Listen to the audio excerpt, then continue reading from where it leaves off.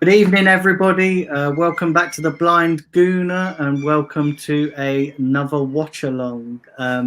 Today, we're going to be watching Man United versus Tottenham. I hope you're all doing well. I hope you're all enjoying your evening. I hope you're all enjoying the weather wherever you are, and I hope you're all keeping safe. Listen, I'm going to get into introducing my panel of guests, and I'm going to first. I'm going to go to Simpy. How are you, Simpy? Yeah, I'm not too bad, Daniel. Thanks for having me on. Yeah, no worries. And then we're going to go to Kevin. We've also got Kevin. Listen, he's back again. And he's also just signed a sponsorship deal with AsianBabes.com. How are you, Kevin? Yeah. Don't forget. Fake taxi as well, Come on. Yeah. I made a Malaysian edition of that shit, I made a Malaysian edition just to get the sponsorship up for even Nitesh as well, It's kind of tough. But I'm good, Daniel. How about you? I think we just spoke a few minutes ago, but hope everything is well and really looking forward to the game. And I'm going to rub it on today, Liam, Liam, you are going to be the victim today. Be prepared. Yeah. And we got Sam. Yeah, thanks for having me again, Daniel. It was a pleasure to be here as always. Big up everyone in the chat. It's always good to see you guys here. Thanks for taking part as you always do. You always make it more entertaining. And we got Liam here with us today. I'm looking forward to having Liam on with us, the resident Spurs stalker. But now he's actually on with us, so he's on the other side of the lens now. So that's all good. That's great stuff. We've got him on here today, so it's going to be fun. I'm looking forward to it. Yeah, and listen, as the guy said, we've got Liam, who's going to be obviously representing Tottenham this evening. Represent. So he's. How are you, Liam? Thanks for coming on. Oh, you can't hear him now. I think he's muted. Is he muted? No, he's moving. He just muted and then he unmuted. Stop acting like Spurs, Liam. Stop acting like Spurs. I know you love that team, but don't react like that, please. Yes, so probably has to go. Maybe you have to go out. Maybe you have to go out and come back in. Okay, 1 second. Are there? I can hear you now. You can hear me now? You got that? Yes. Yeah. We can hear you now. Oh, yeah. Good evening, everybody. Yeah, thanks for having me on, Daniel. I really, really appreciate it. Yeah, no worries, mate. No worries. And, there's quite a few of us here to console you this evening when you get battered. Actually, do you know what? I actually think this game will probably end up being a draw. I can't. I think it will probably end up being a draw. We're going to go to Simpy, who's going to actually take us through the lineups. Yeah, can I share my screen, Daniel, and then I can bring it up? Yeah, yeah. They should find it. Let me go into this. Sam, I love your statement, man. Which one? The one that you every time mention, your favorite. That's what she said. Fucking. So I think it should be there. We got it. There we go. Yeah. We got it up. Yeah. So I'll start with the away team. So Man United, obviously David De Gea in net. Then backline of Wan-Bissaka, Luke Shaw, Harry Maguire and Lindelof. Just in front of them, we've got McTominay and Fred. In front of them is Daniel James, Bruno Fernandes, Rashford, and then number 9, Tony Martial. And then for Spurs, boo, we've got Hugo Lloris, Eric Dyer, Davies, Sanchez, Aurier. In front of them, Sissoko and Winks.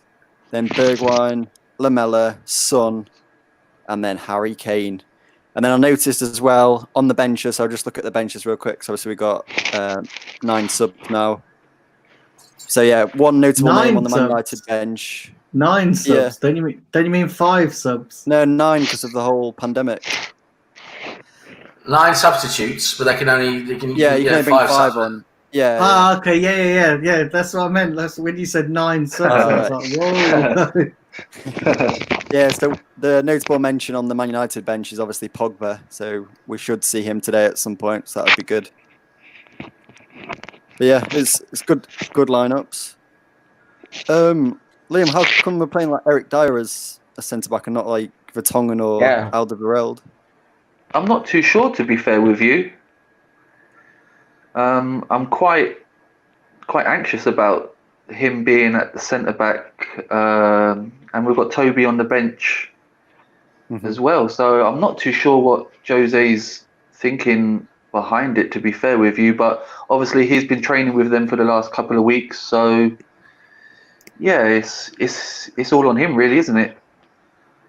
Yeah. Yeah. He's Might work retarded, out. breaking lockdown rules and everything.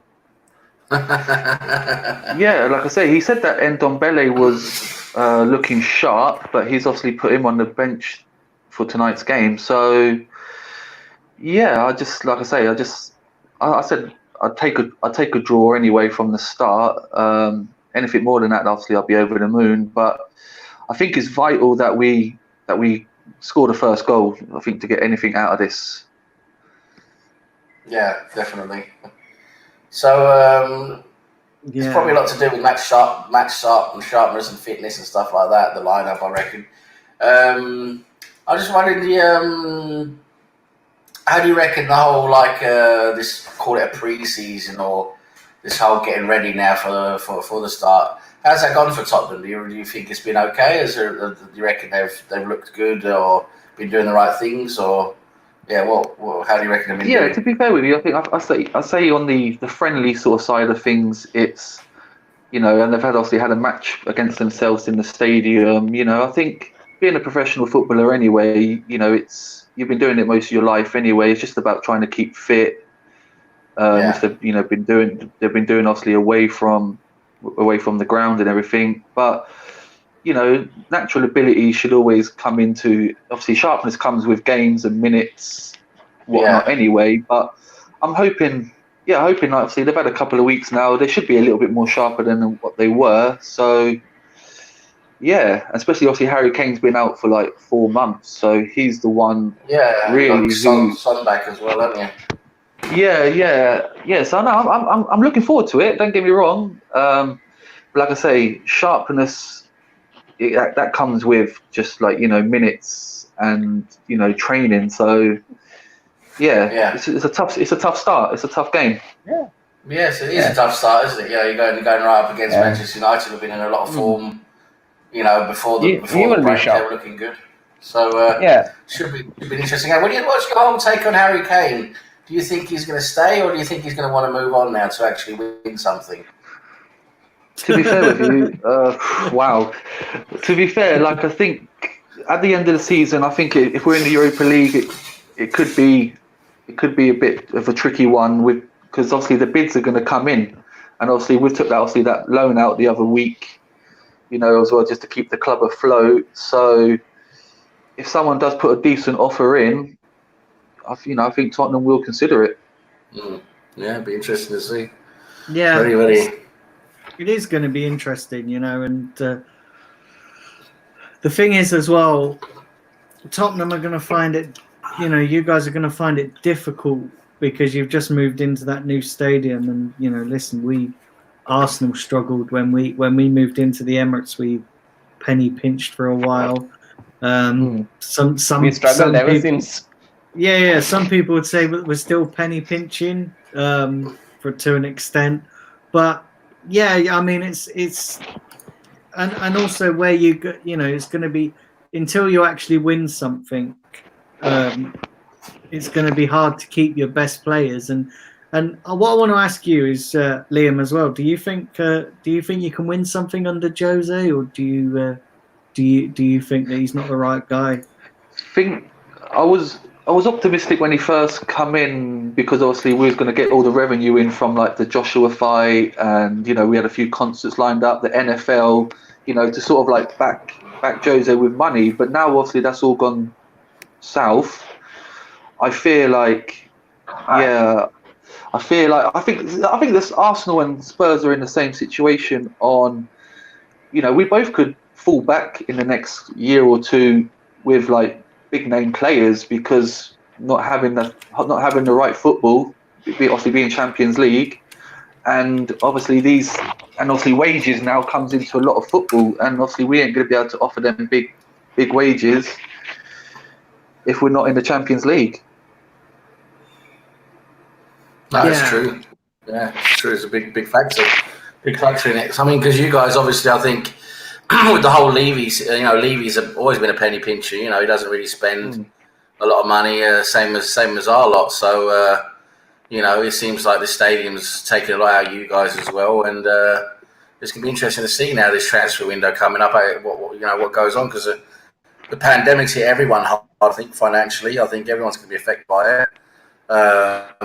Having all this time without any proper revenue and everything. So, I think it's going to be interesting to see how this window actually pans out. Like you say, but the thing is, like you say, if a big offer comes in for Harry Kane, maybe he will be sold. But the thing is, who's going to be making that big offer? That's what I can't really get my head around it, because I don't see any big clubs out there who actually are going to be in a position to want to spend really big money. I mean, apart from Chelsea now, have had it all saved up for a while. But, I mean, it's I can't really see any big moves happening, because, the clubs either have what they want or they don't have the money to really, go out and splash the cash. So the only good thing with Harry Kane is he's just signed a 4-year deal about a year ago.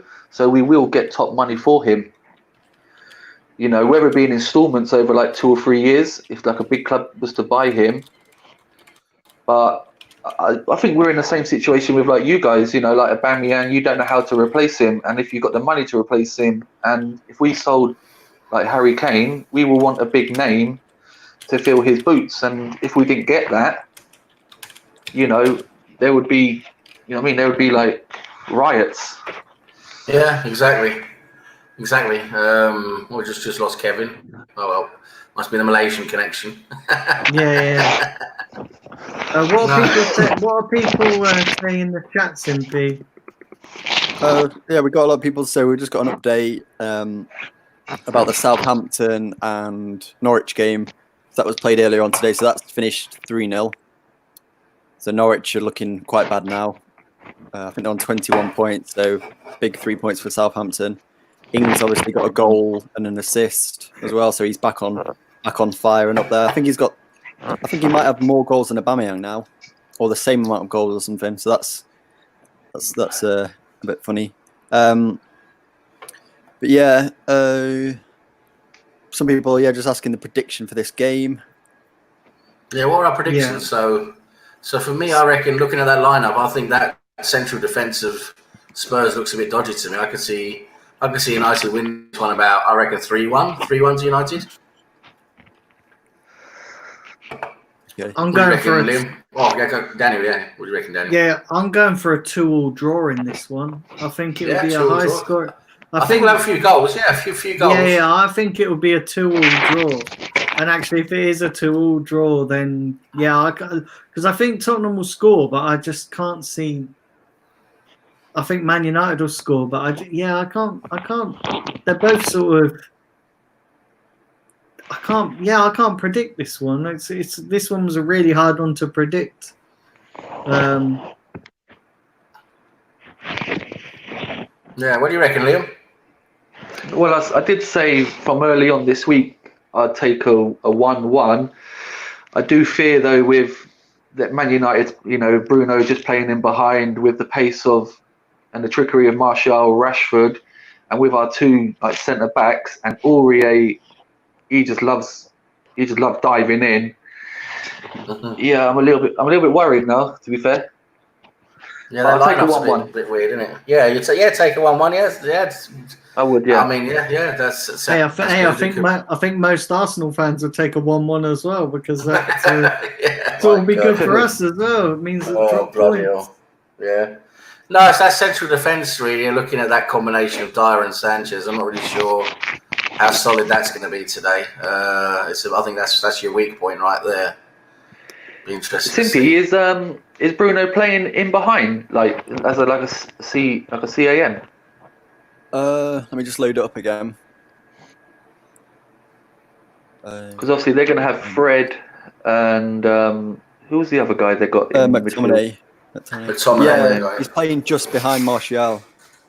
Yeah, exactly. So if he's in that little free role there, and obviously he's got the others behind him, just like mopping up all his work, so he doesn't have to track back. We need to keep our two CDMs need to keep a good eye on him.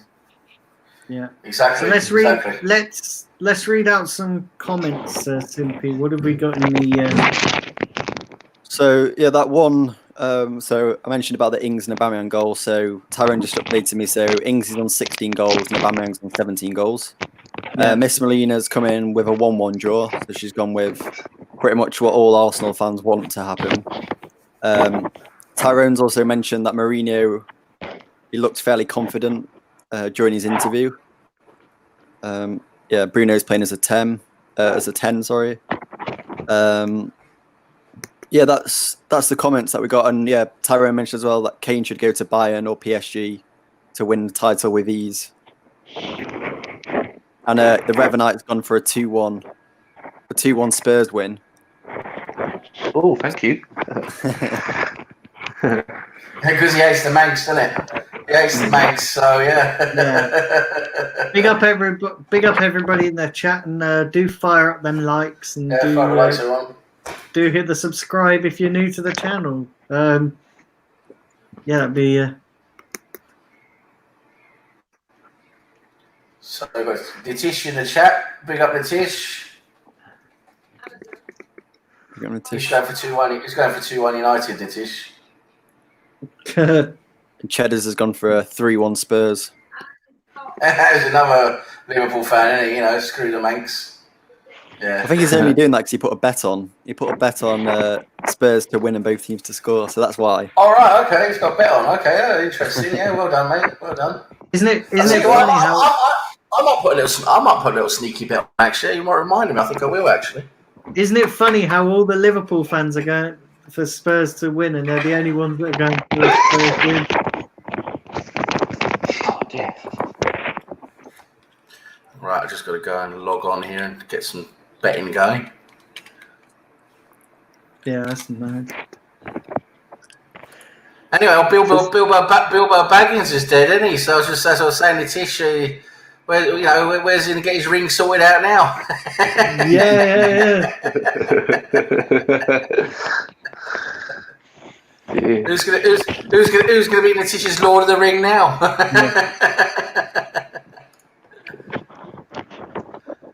Simpy, did we get your prediction of the score for tonight's game? No, I've got a feeling it's going to be 2-1 Man United. Okay. I think, like you mentioned, Aurier is always that player who picks up a yellow card or a red just for doing a clumsy challenge. And I think Man United they get a penalty pretty much almost every single game I've seen.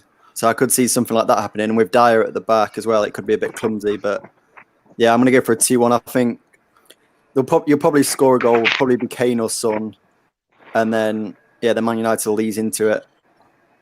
But yeah, I'm looking forward to this one because it's going to be good. Because obviously the players want revenge on Mourinho, especially if Pogba comes on. So that's going to be really good to watch. We're guaranteed to get a shot on target.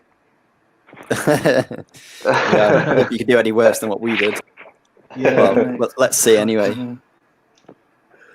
Do share this video around everybody in the chat. I'd really appreciate that.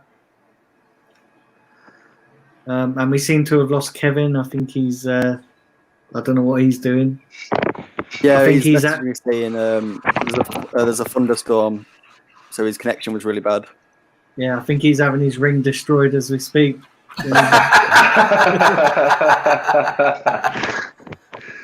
Jesus. Yeah. Kuala Lumpur is really known for the old rainstorms. I've seen a few Grand Prix in the years gone by. It's like 1 minute it can be sunny. I wondered what you were going to say there, Liam, after I said Kevin's having his ring destroyed, and you said, Kuala Lumpur's known for his, and you hesitated. I was wondering what you were going to say there. Yeah. Yes. I want to go for this fucking shit I've got here, honestly. Oh, you're trying to put a bet on? Yeah, it's just it won't let me combine stuff. It's just sort of, What are you on? What side? What are you betting? United. What are you betting? I wanted to go United win and the game to have more than 2. You should do. Goals. You should do a 2-2 draw with Fernandez to score the first goal. 2-2 draw. Yeah. What With website Fernandez. are you on? No, I'm on a Norwegian one. This is like a Norwegian one. No, I was going to say, It's a bit shabby, to be honest. Well, not shabby, but it's not really easy to use. Oh, bloody hell, I'm not going to be able to get it done in time. Hang on. Time's kickoff. Oh, not got long. Passing it. Yeah. Corrupt. You got 7 or 8 minutes. Yeah. Right, let's see. Both teams score. Can I combine that with anything? No. Why can I only just one bet? I must be able to do different bets on the game, surely. Daniel, Kevin's backstage. Who's backstage? Kevin. Okay.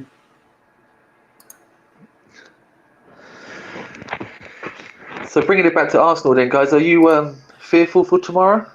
Okay, guys. So I'm just about to add in Frodo Baggins now. He's finished having his ring destroyed.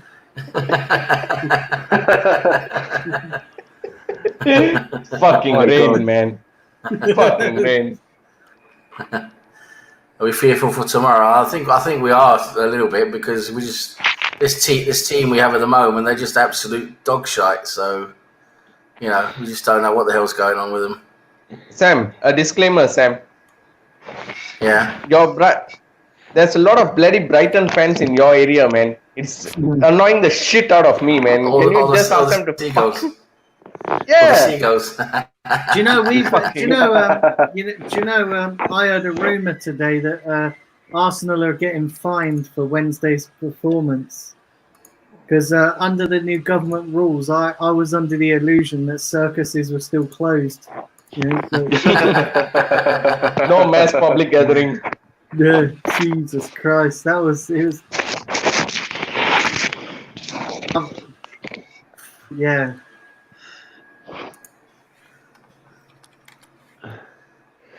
But isn't it like the decline of Arsenal is that bad that now you're fearful of a club like Brighton? Well, it's because of our performance. That's what it is. It's we're not fearful of the club. It's just the way we're playing. We're just the team we have and the way we're playing. We're so shit at this time that we actually fear we might not beat them. We should absolutely beat them, but we literally beat ourselves, Liam. We literally beat ourselves. Do you know what worries me? It's not even the defeat, right? Yes, the defeat worries me and the performance, but what worries me is how can we go into a game and get 3 injuries in the space of 20 odd minutes or something? To me, that's more worrying than. That's more worrying than the actual game itself. Because how can we get so many injuries? But Arsenal through the years, they used to beat teams, 4-5-0, 3-4-5-0 away from home, with ease. Yep. Yeah, the funny thing is, every time, whenever we will storm into the top 4 from January until we'll be playing like fuck retards up until December, and then when we come into January, we'll know top 4 is at stake, and then we'll increase our performance, or it will be otherwise versa. Probably from August up until December we'll be playing well, and then January until March we'll fuck it up, yeah, and then from March until May we'll improve. or it goes the other way around. Every time we tend to do that. We are the almost club, you know. It's like before you even come, you withdraw. We're like man? we're like the nearly team. You know, we're the nearly team. But as much as like Wenger, like it went sour for him towards the end, but he got you to the Champions League like every season.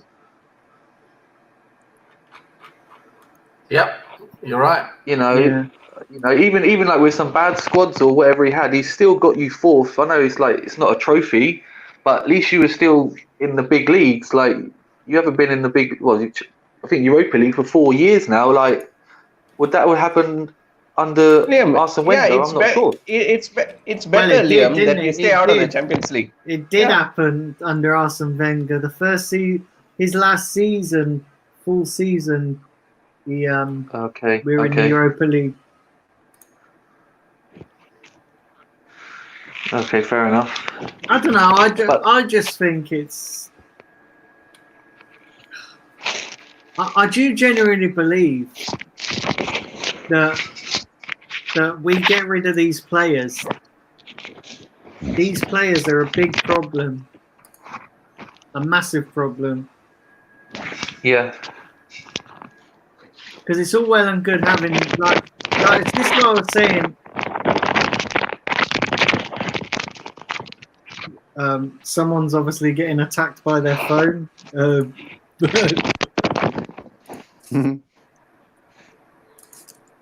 I'm using bloody 3 phones. I don't know who was. There we go. Yeah, that's better. It's stopped now. But yeah, that's what I was saying. That I believe like Arteta is the right guy. I just think that at the moment he's got. Look at what he's got to work with, and I genuinely believe that you give him his own players, he probably will do better. You know, it's just at the moment we've got blooming. You know, you can't do much with what he's got. But when you say Daniel, like he's going to get the players like that he wants, but are they going to be any quality if you're just lounging around in the Europa League for the next couple of years? Are they going to be any good than what you have now? I think. See, I think this is where Arsenal have got to be smart in terms of, because I think we can't, like, if say we didn't make it into the Europa League or we're out of Europe altogether. Say there are better players than what we've got. Maybe not world-class players, but there are better players than what we've got. There are better players out there than what we've got to get us into the European places. It's just getting those players. You know, like it's getting those players, and I don't know. But don't you think like in times to come ahead for both of us, for Spurs and for you guys, like you'll see we're both lounging around in Europa League now for the next couple of seasons, and then a decent player will go and join like a team in France, like say Lyon, just because they're in the Champions League and we ain't. And we're much better than Lyon, of course we are. At the end of the day, it's not about Champions League, because literally you saw what Chelsea is doing. They're not even in the Champions League places, but how the hell can they just get moves for Werner? They're in top 4. Yeah, but they're getting Werner, they're getting for Kai Havertz. They're getting Kai Havertz, they're getting Werner, and they're literally, and let's not forget, we got Oba and Lacazette when we were not in the Champions League. We don't know whether they're getting Kai Havertz, do we? We don't know that. Yes, they've got Werner. Werner is, obviously. And the thing is, Kai Havertz, I don't see why would Chelsea want Havertz? They brought in Ziyech. Why would they want? Why would they want Havertz? I think Ziyech is out wide. They're going to use him out wide. But that's not his best position. His best position is that number 10 role. But I don't get that. I don't get. That's almost like what Arsenal have done, buying Aubameyang and using him out left. I don't get the. I don't understand that, but Chelsea are getting their business done before like the season's even been before completed. the transfer window's even open, the Yeah. transfer window's not open yet. Making everyone look like mugs. Yeah, but do you know what it is, though? Even though they've not actually agreed anything, it's just in principle. So effectively, somebody else can come and hijack both of those deals, like the Werner deal. Someone could hijack that because they've not actually he's not actually signed for them, has he? He's not actually. Yeah, I think it's that's just I think that's been completed, isn't it? That's completed. It just can't go. It just can't happen until the window opens. That's what it is. Guys, Yeah, we've because just he said picked off. he said he's not going to play in the Champions Yeah. League for Leipzig for the rest of the season, which is, I think that's a bit strange. It's a bloody boycott. It's a bloody boycott, man. Yeah, what about buying? The fans for Leipzig, they must be thinking, well, he's still getting paid by us till the end of the season. I think I don't even think. I think the thing with us, I think our two main positions is getting in we need to get that defensive midfielder, and then I actually think the best business Arsenal can probably do in this window is get Partey over the line, providing obviously they don't fuck around with the money side of things. Get Coutinho on loan. And then maybe just, I don't know, because I don't see us getting a top class defender, considering we got Saliba coming in as well. So maybe just get like a defender to tide us over for a year, and then in a year's time go and get Upamecano. Like obviously, when all this shit with the pandemic is done and dusted. Are you guys not worried about that? So like the Saliba thing, because obviously he's young, he's never played like the Premier League tempo and aggression.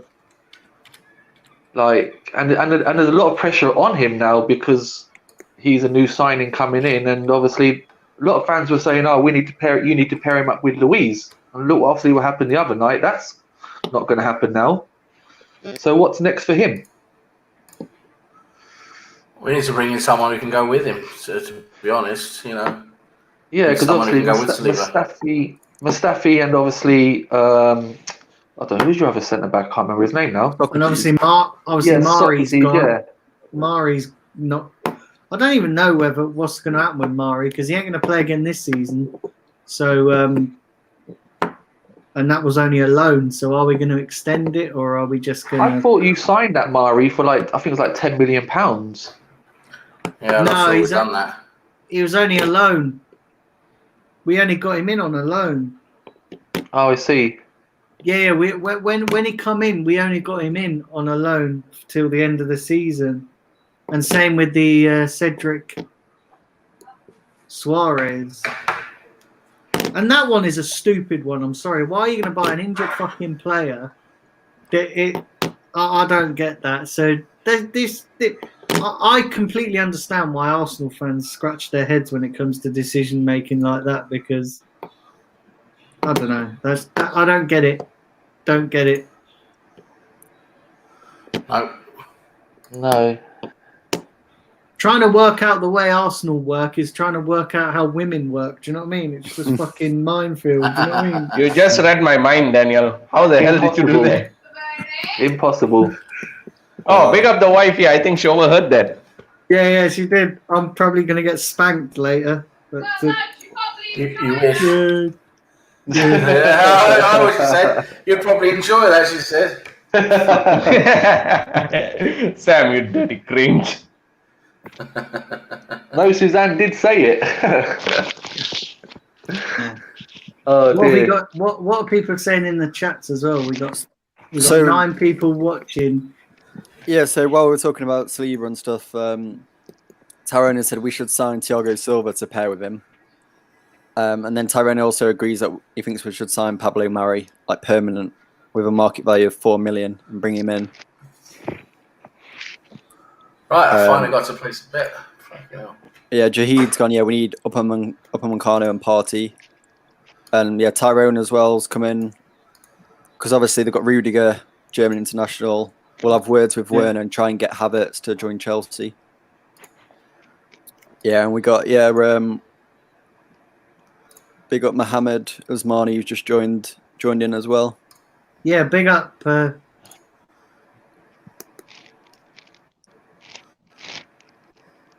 Yeah, big up to everyone in the chat. Yeah, big up everybody in the chat.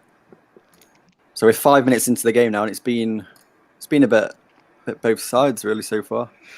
Yeah, So I'm just gonna go and grab a drink, guys. And what kind of odds did you get there? Where you normally bet, Simply? Because I bet I got a combination of Spurs to win. No, sorry, not Spurs to win. Manchester United to win, over 2.5 goals in the game, and both teams to score.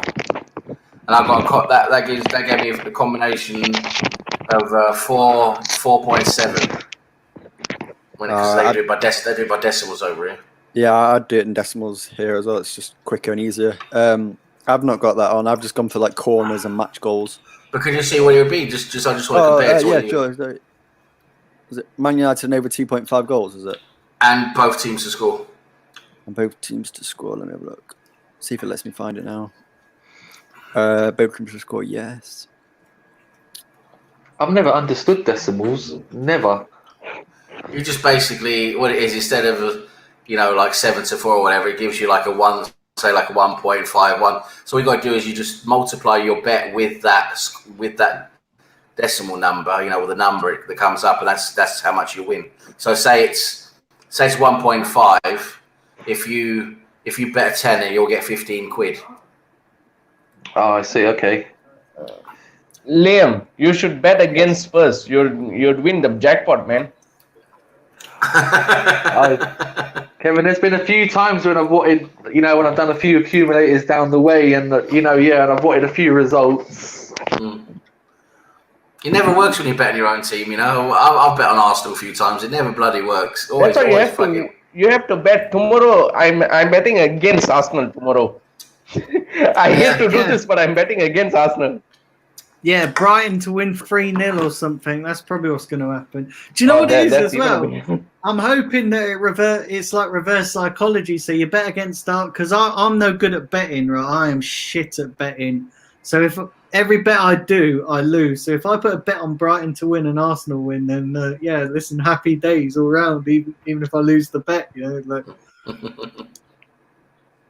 Summit's 5.00. Wow. So you got better odds there. What size do you use? Bet 365. Oh, Bet 365. Hey, big up Bet 365. Shout out to Bet 365, man. Yeah, if you want to sponsor, if you want to sponsor the channel, that'd be great. The first sponsor is RedTube, though. That's the biggest. Yeah, that's a major stakeholder. Come on, guys. And then it's faketaxi.com. Open BBC. Oh man. Yeah, Kevin, what was your prediction for this game anyway? My prediction is probably going to be a 1-1. I don't see a fucking United team is going to run riot against these guys. These guys themselves are weak, and Mourinho is probably going to park the damn bus. We all know that. And Ole is at the wheel. Both are fucking vehicles. How the fuck are they going to penetrate each other? Fucking hell. Oh, God, you had to use that word, didn't you? I think Kevin's on the wacky backy tonight. I've never had much excitement, You know, it was like watching a sad episode of Game of Thrones and shit like that, watching Arsenal, And coming back when I see Spurs, I'm in a rant mood today, man. I don't want to rant against my team or something. And let's go against Spurs. Let's take the piss out of them.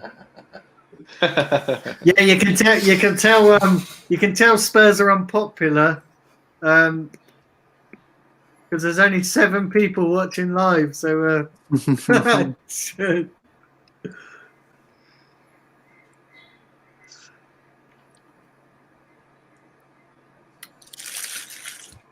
do share the video, everybody, and do share the channel as well. I'd really appreciate that. And do fire up them likes. Everybody fire up them likes.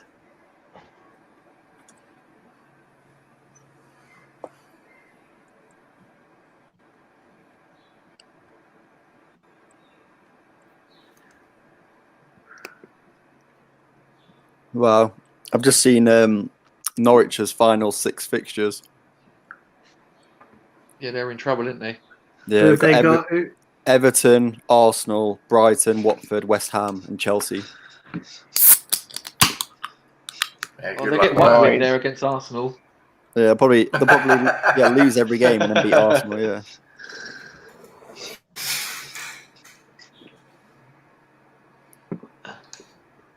So, have you been happy with the football? Since it's come back, the last couple of games that we've watched. Obviously, Arsenal one was a bit of a sour point, but like just on the tempo and the the physicality of the game. Yeah, I've thought it's been quite good because obviously we had, unlike the Bundesliga, we've had like a longer break, kind of like been back in training and physical training like together as players. So I think the Bundesliga only had like 1 week, and then they got into it. But yeah, I thought it was. I think we noticed on the first game we saw, which was the Aston Villa Sheffield United. It was a lot faster and stuff. It was a bit slow, but yeah, the whole tempo and stuff was good. But I think it's going to take probably 1 or 2 games until we're back at the level we once saw. Yeah, definitely. It's the tempo was quicker, more intensive than we saw in the Bundesliga, and definitely what we saw in Italy. But these guys they're still not 100% match sharp here. You can see that. I think that will take a couple of games, though. I think it will take a couple of games for them to get back into it, because how it's the same when when the Premier League starts. It's the same, isn't it? It takes a few games to get up to full speed. Even when the Premier League starts for normal, they would have had more of a pre-season, but there's still a little bit of rustiness even when at the start of the season, isn't there? There's always Yeah. The first couple of games are always a bit, And also we have to factor in as well. The players are probably nervous as well about making contact with each other because obviously of social distancing. So naturally, don't say that, Daniel. No, Daniel. They probably will use that as a reason that we lost. That's why we lost against City. No. But what I'm saying to you is, it's natural, innit? When it's in the back of your head, you naturally, even though you're happy and you've been tested, but it's still in the back of your mind. It's gonna be, and I'm not just on about Arsenal, but I'm on about all clubs. They're gonna be a little bit like, hang on a second, it doesn't matter how confident you are, you're still gonna have it in the back of your head. What do you guys think of all the players like tonight? They all come in with like masks on and this, that, and the other, but then you play the game obviously without it on. What do you think about that? It's just about minimising risk. This is the one thing people really can't wrap their heads around because they don't understand how health and safety works really, and how risk management works. But the way it works is, listen, there's no such thing as 100% safe, first of all. So what you do is you try and minimise the risk in every way you can. So when they're outside the stadium, that's a different risk environment, right? Inside the stadium, obviously, everything's all been taken care of, checked, cleaned, tested. Inside the stadium is supposed to be a safe environment. So what you do is when you're outside the stadium, you minimise the risk as much as possible outside the stadium. So then you try and do as much as you can with the different regulations and rules to minimise risk. There's no such thing as 100% safety, so you minimise as much as possible. Use masks, social distancing. They travel directly from home. They don't go to, or they've probably they might have come together from Manchester. They come together on a bus. The bus has obviously all been tested and cleaned. It's one of their own buses, etc. And on the bus they're probably keeping distance between each other on the bus, etc. And or they've come down by themselves individually, but in each of their own cars. what many clubs are doing, and they come ready dressed as well, and they don't use, because they're not using the dressing rooms. So Okay. so there's a lot going on, behind the scenes to minimise risk. But yeah, I mean, what does look stupid to me though is inside the ground. It's already supposed to be a safe environment. Is you got all the players playing around, full contact and everything, with no masks, etc. And then you got the substitutes, sitting on the bench with masks on and sitting, with 2 meters between each other. So inside the stadium it looks a bit silly, but outside the stadium, I think it's perfectly logical. Yeah. I was watching a little bit of Royal Ascot today, obviously horse racing over here, and the jockey has to ride the whole race with the mask on. Yeah. And the whole idea, and the thing with the mask, I don't know if people realise this, but the idea of the mask is not to keep the coronavirus from getting to them. It's to keep them from spitting and spreading the virus out if they have it. Yeah. That's the idea of the mask, is so you don't spread the droplets from your own mouth. It's to keep the droplets within the mask. That's the idea. Yeah. It's not to keep things from outside coming in. I think a lot of people don't realise that. It works the other way. And we got idiots. Do you know what I mean? And especially in this country, that just, it's just we've just got idiots that don't pay any attention to any of that stuff. Well, it's also a bit ludicrous. They're criticising the Premier League. Doing this with there's about 300 to 400 people involved in each game. And they're all tested and controlled and working. Everything's all supposed to be in a safe environment as much as they can, and a lot has gone into it. They've paid for it all by themselves. There's no government money that's gone into this. It's all paid for by the Premier League and the clubs. So they're getting a lot of criticism for this, and at the same time you got like 100,000 arseholes all clinging on top of each other, fucking fighting each other in Trafalgar Square. So and then you got people. Did you see that story back along where that guy spat at somebody on the underground? Yeah, you got people like that as well. Yeah, and he was like, he said, I think the lady asked him to leave, and he's like, he spat at her and said, "Oh, I've got COVID," and then she died 3 weeks later because she got the virus, and he got off with a court. He got away with it, and. Because they said, they couldn't prove that she died from him spitting at her, which is pretty good indication. Do you know what I mean? But the fact that just comes down to morals, doesn't it? The fact that she come down with the virus and then died after that incident happened, to me, that's a bit coincidental to be anything other than. Do you know what I mean? It was definitely that. You reckon? Yes. Either way, what the guy did was horrible, wasn't it? It's just, of course. It's a horrible thing to do. Yeah, isn't it? So, if he was in another country, they'd have probably, just killed him. So, and then you got senior figures in government breaking in the rules, and it just makes a mockery. How'd you expect people to follow the rules? Oh, that was a good ball in there from. I didn't see who the Man United player was who played the ball in there, but he played it nicely behind there. But nicely dealt with, though, by the Spurs defender. I couldn't see which one it was. Was that Davies? I think. Yeah, Ben Davies. Right. He's Welsh, isn't he? Oh, he's a sheep shagger. One of Brownie's mates. I bet Brownie knows him somehow. He knows everyone in Wales. He does.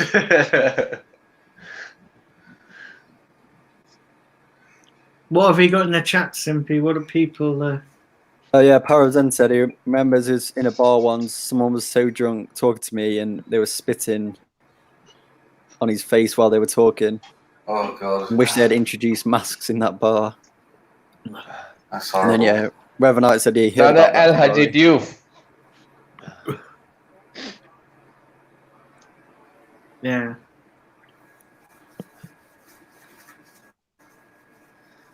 And then Nitesh said we lost to City because of social distancing in class between the two sides. Yeah,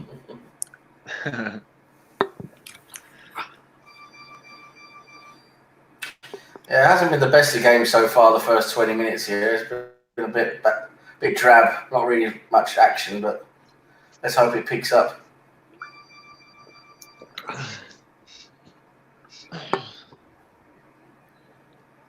I think Fred's just gone down. I don't know if he's injured or not. Oh, okay. I don't think I'm at that point yet. No, I'm not at that point. Yeah, now I am. Fred's just gone down. Yeah. He just sat on the floor. Or was he Yeah, being tackled? he did get a tackle from the back, but I think he's up now. That was like what Murray did. He just sat on the floor. I'm just at that point now. Okay. I'm not even there. What the heck? Liam. Yes. Being a Spurs fan, which is your most entertaining North London derby? For me, it was virtually that 5-4 victory where Arsenal beat you guys at your own turf, 5-4. You remember that? That was a mad game, you know. That was literally a mad game. I enjoyed 2 games with Spurs, but literally both of it were in White Hart Lane. A sad fact, because we won the title there and that 5-4 match. My most entertaining one was the 4-4 when Aaron Lennon Lennon scored. Fuck, I hate that, man. I hate that. Right I at the hate end. that shit. Yeah, that was a very, very good game. Liam, do you go to the games? It's very it's I've got a few friends around the area who are season ticket holders, and obviously they get spare tickets. But it's virtually impossible now without a season ticket like holder. It's virtually impossible. Oh, Rashford just had a chance. Back in the day, you could you could wait in the queue, on the phone. Back in the day, and you might get through, but literally now they don't go on sale anymore like they used to. Yeah, it's too hard, and it's an expensive day out as well. Yeah, it is. I know that. Yeah, and obviously, if you go every week, like up and down the country, like fair play to you, like you can do that. So I'm a season ticket holder, and yeah, I do a lot of away games as well. So pretty much every week I'm at the game. But it is expensive. I know what you mean. It is proper. I'm lucky with my season ticket because I get it half price, and then away tickets I can probably get an away ticket for about between 20 and 30 quid, so which is not bad. But it's not the ticket that's expensive. It's the traveling, because when you're going to somewhere like Manchester at 8 o'clock on a Wednesday night, you're pretty much fucked. Do you know what I mean? Because you've got to stay over, especially because I travel up from Devon.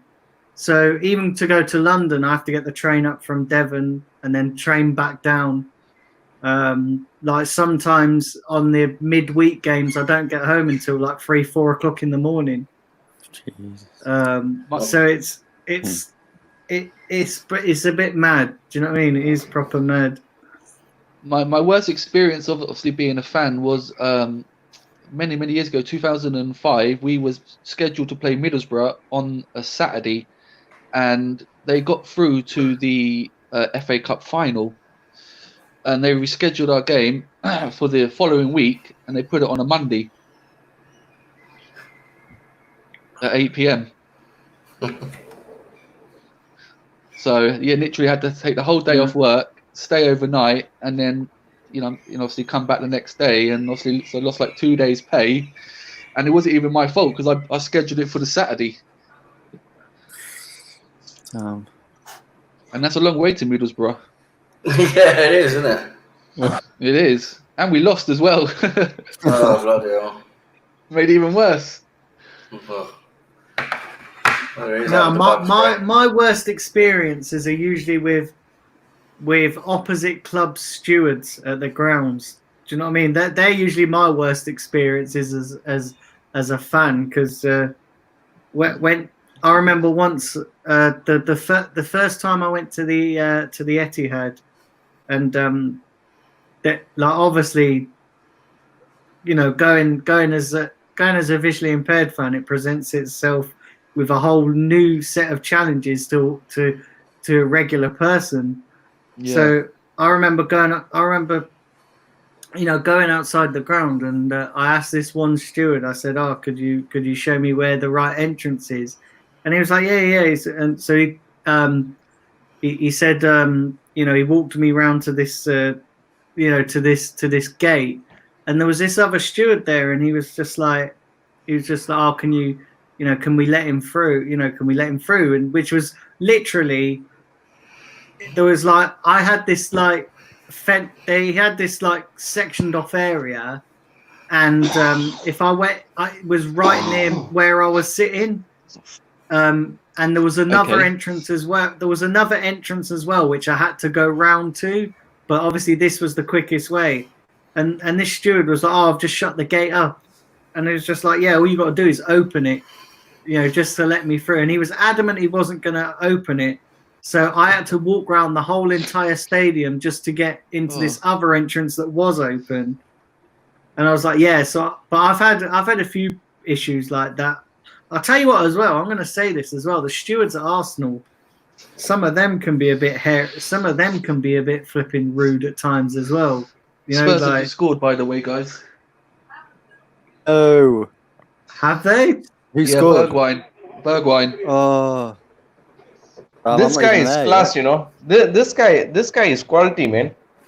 What's his celebration like with his fingers like that? Hand, yeah, I've just got the goal now. I haven't got it yet, for fuck's sake. I've not got it either. Fuck a duck. Spurs are in defence at the moment. Fuck, Play back to the okay. Wait, which minute are you in, Sam? Which minute are you in? 26. Yeah, 26-19. There he goes. He's coming through here now. Just about to score now, then. I think the goal. goalkeeper should have saved it. That's a good goal. It's a very good goal, man. Yeah, do subscribe if you are new. They got their one goal now. If United get 3 now, then I'm okay. This guy looks small. He looks small, He's not one of the biggest of lads. But you guys remember how he performed against City as well? I think last season. Last season or this season, was it City? No, this season, Kevin. Yeah, that was also a good goal, That was his debut match, I presume. Yeah, that was. Yeah, you're right. What are people saying in the chat, Simpy? What have we got? So we got a lot of De Gea is Pookie. United defense was Pookie there. That's Maguire he got aluminified. What a goal! Great celebration. Daniel James is fast and foolish. What a finish! Have we got any new people in? Or? Not yet. It's just been all the regulars and then the occasional people who jump in. We got a question from Power of Zen who asked, question for the panel, like why did you decide to support Arsenal and what influenced you to choose Arsenal? Okay, so I'll start with this one. My uncle was an Arsenal fan. Actually, a majority of my family are from Birmingham, and but my uncle, one of my uncles was a massive Arsenal fan, and I used to always go around. I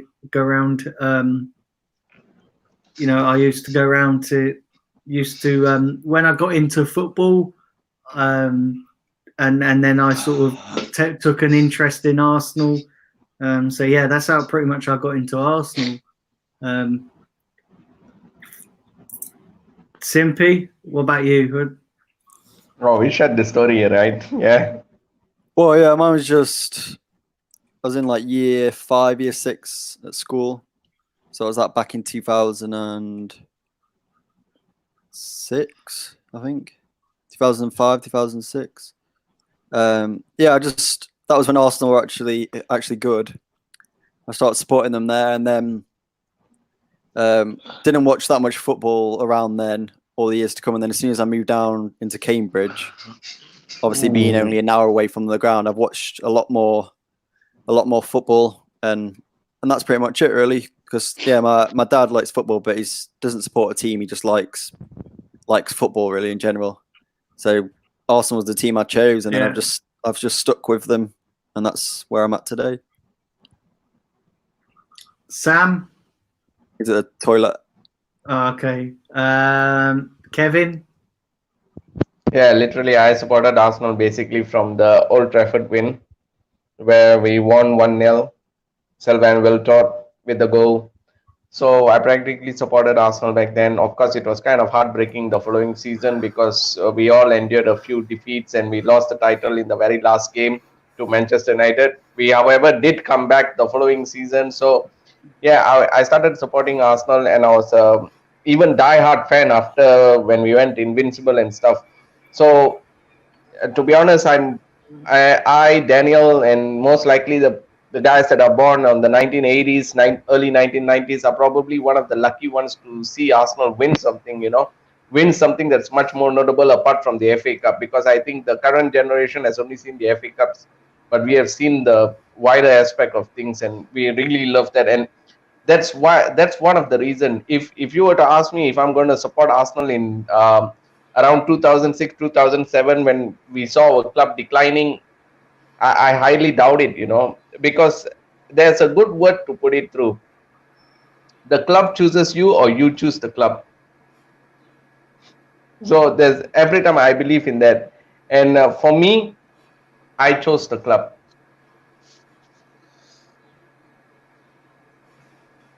Yeah.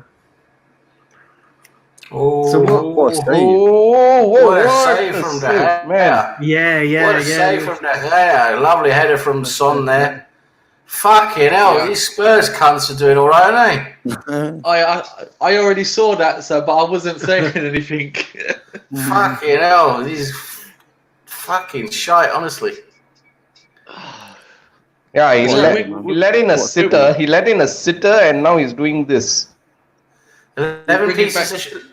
What? Bringing back what? You're bringing back what? I say we're bringing back Man United back into your your territory. We've got 11 pieces of shit here in a toilet bowl stadium.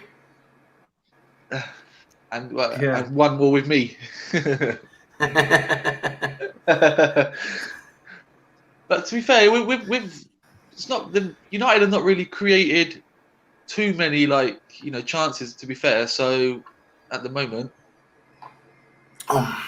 see what Tyrone said as well. Bruno's not seen much of the ball, which is a good plan for Mourinho. So it's probably I've kind of been watching the chat, but has he man mocked Bruno with someone just so Bruno can't get the ball and can't get his I'm just having a look now. Can't get the passes off. It looks like because Man United aren't playing very well. They're not playing well. Yeah. So I Spurs said are literally cutting them through in the middle. Yeah. Go on, Daniel. This is what I said to you guys. When you guys said about obviously it being a foregone conclusion. And listen, obviously, I said that, and I said to you after the game on Wednesday, I said that, listen, Arsenal just play absolutely shit. But I said, listen, we're not going to be the only team that plays shit. And obviously, you look at Man United, and they're pretty much they're not really doing great at all. They're not doing great at all. They've just shown a replay of the goal, lads, and basically smacked it straight at De Gea, and it's basically just sort of come off his body and into the goal. So I don't know if it's going to. I don't know if it's going to come down. Yeah, it's either too powerful or he should have done a bit better. I'm not really too sure. You'll see it in a minute.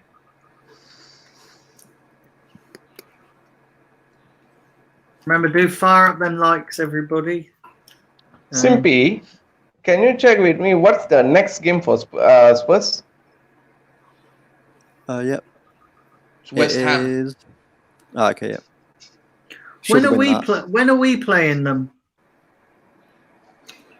We're playing them on the Sunday, the 12th of July at 4:30. Oh, there's all the Zoom So- stuff. Oh man, Kevin, they had a when is- video. Yeah. Sorry, I was going to say, when it's like an 8 o'clock kickoff then in UK time, it's like 2 in the morning, 3 in the morning for you.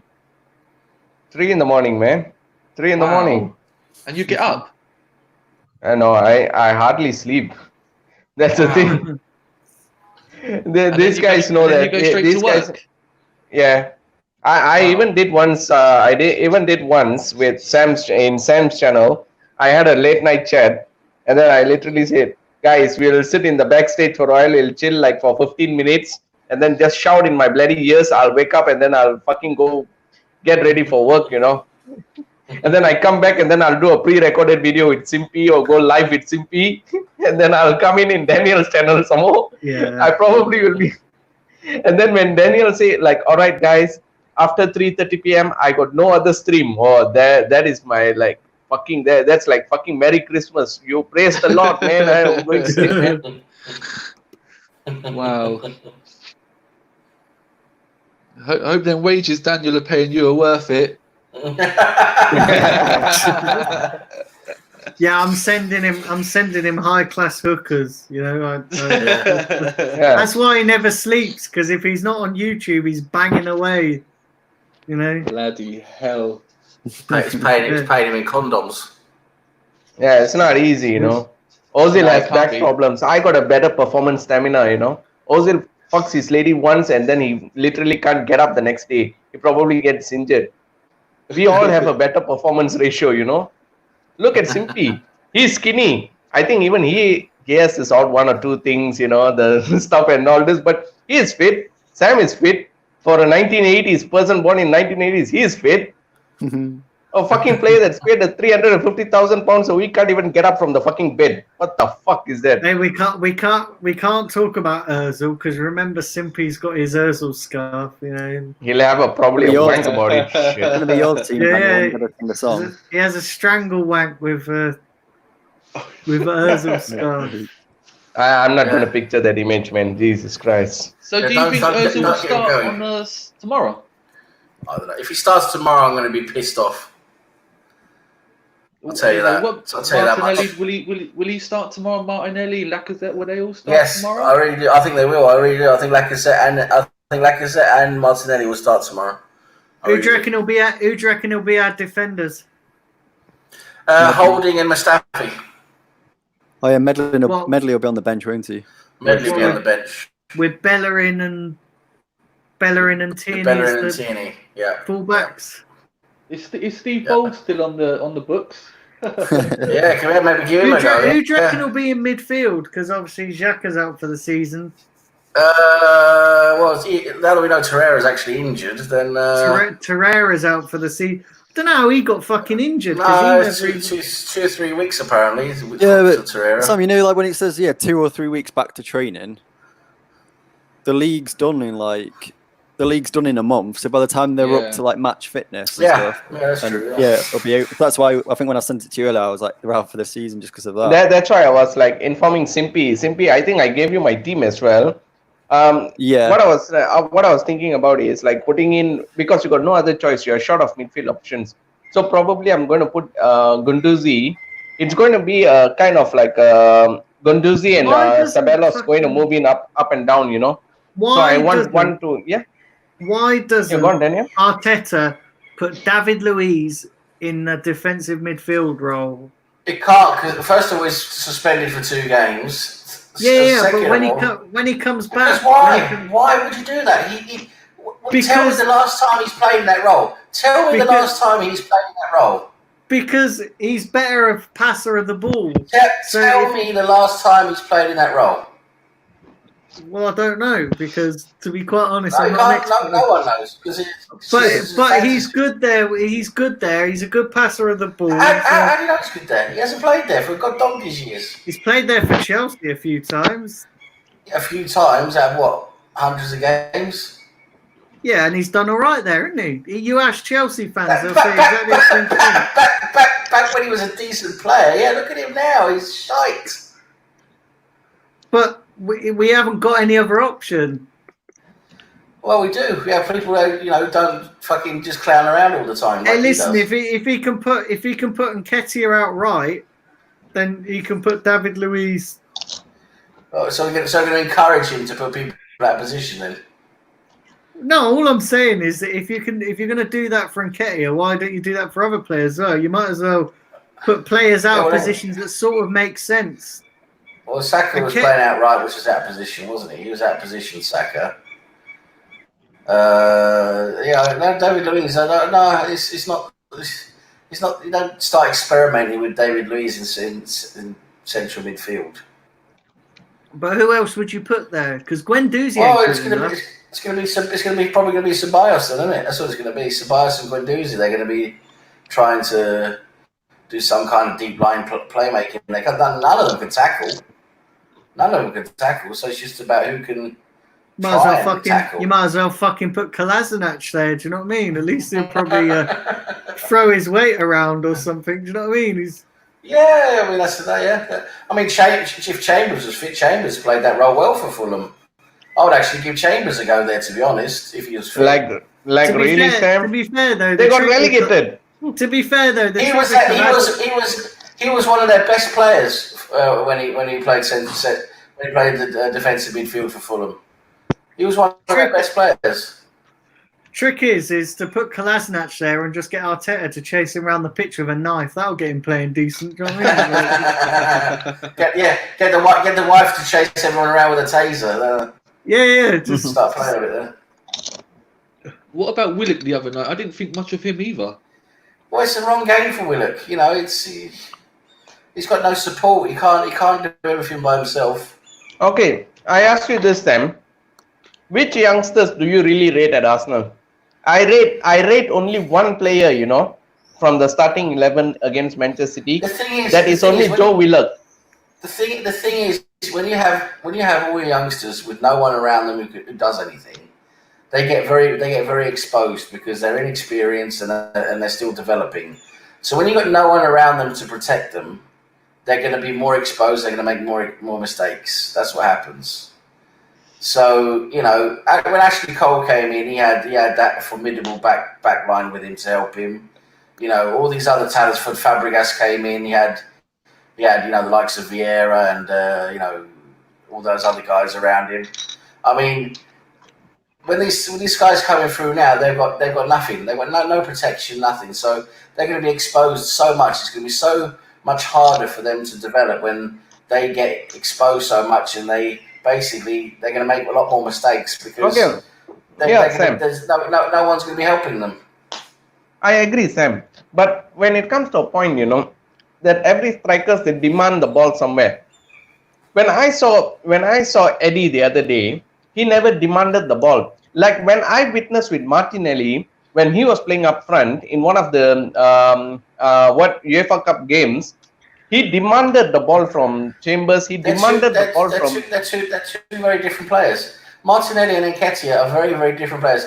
If you talk about like the type of roles they play, Nketiah, he's a poacher. He's a forward. He's a forward that he plays right up the line, and he's a poacher. So he's supposed to be at the end of crosses. He's supposed to be in the box. That's his role, and that's where he's really good because he's really good at getting on the end of crosses, and he's good in the box, and the ball comes in the box. That's where he's at his best. He's not. He's not going to be he's one not of good these in a strikers who's formation. going to. No, he's not going to come. He's not going to come back and pick up the ball. To come forward to pick it up because he'll just get barged off the ball, wouldn't he? He's just not that type of player who dribbles with the ball. Yeah, Sam. He's not a link-up player. You don't link up with Nketiah. Nketiah's at the end of crosses. He's a finisher. Nketiah's a really good finisher, but he needs to get the crosses. And where Martinelli, he's an all-round player. He can play up front. He can play out on the wing. He's so skilled. He's so smart. He's great at passing. He can read the game. He can play in any of those roles. He's a much more versatile player. He's very Yeah, confident. that's the thing, Sam. That's the thing, Sam. That's why if you opt to play Eddie instead of Oba, Laka, and all these players, because I agree, all of them are forwards. But the thing here is they will need supply. Eddie is a type of player that needs supply. Literally, Yeah. if there's no supply, he's going to be like nothing. He's going to be like a shadow. He's nothing. He's not even a player there. With Nketiah, you've got to play down the wings, and you've got to cross the ball. That's what you've got to do with Nketiah.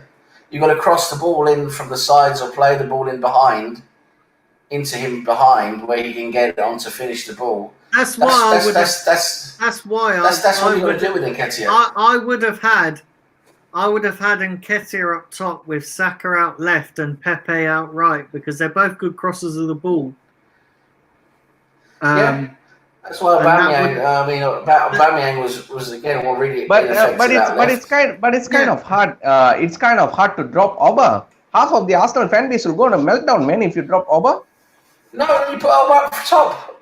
Oba's supposed to be up top. Nketiah shouldn't even be playing. I mean, if you're gonna do the thing of like Arteta's probably gonna do, and that's rotate the old team because obviously there's a game. We've got a game every 3 or 4 days. Yeah, he's got to rotate. He's got to rotate. But the thing is, you've got to play to the player's strengths, you know.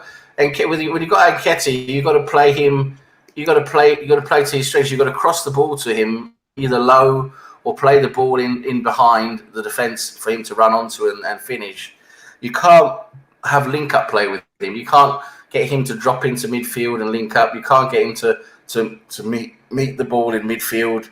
You can't get him to come to the ball because that's not his role. His role is to finish. For anybody that's interested, Spurs are still winning 1-0. So it's half time now, isn't it? And they had 6 shots. They had 6 attempts, man. Yeah. Manchester United look poor, to be honest. Manchester United look very poor. This is going to be. They're not going to be happy with this. Ole's at the wheel.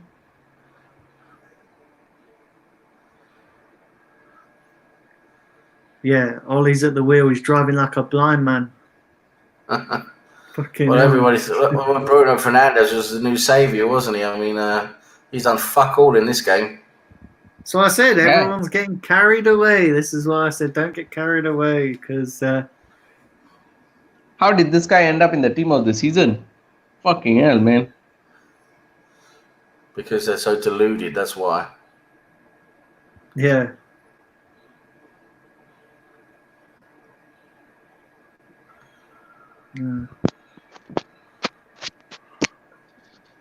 What time is Arsenal's game tomorrow, guys? 3 o'clock. Yeah. Is it 3 o'clock one? Yeah. 3 o'clock. And for anybody interested in the chat, we're gonna be live on air from 2:30 tomorrow afternoon. We're gonna take you through the game, and then straight after we're doing the review and the player ratings. So tune in tomorrow from 2:30. Watch along Brighton versus Arsenal. That'd be an interesting stream tomorrow. Yeah. Yeah, we'll all torture ourselves.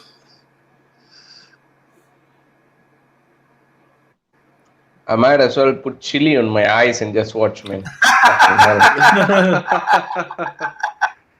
Yeah. Just use antibac instead of lube and just wank yourself and that's nice. That's hilarious. Yeah, half-time whistle's just gone, guys. Okay. That's what she said. Yeah, I know. That's what she said. The only thing is she blow the wrong whistle, man. I'll tell you what. If you're ever in a situation where your bird says to you, "Well, that's half-time whistle gone," then you better start fucking worrying. I'll tell you that.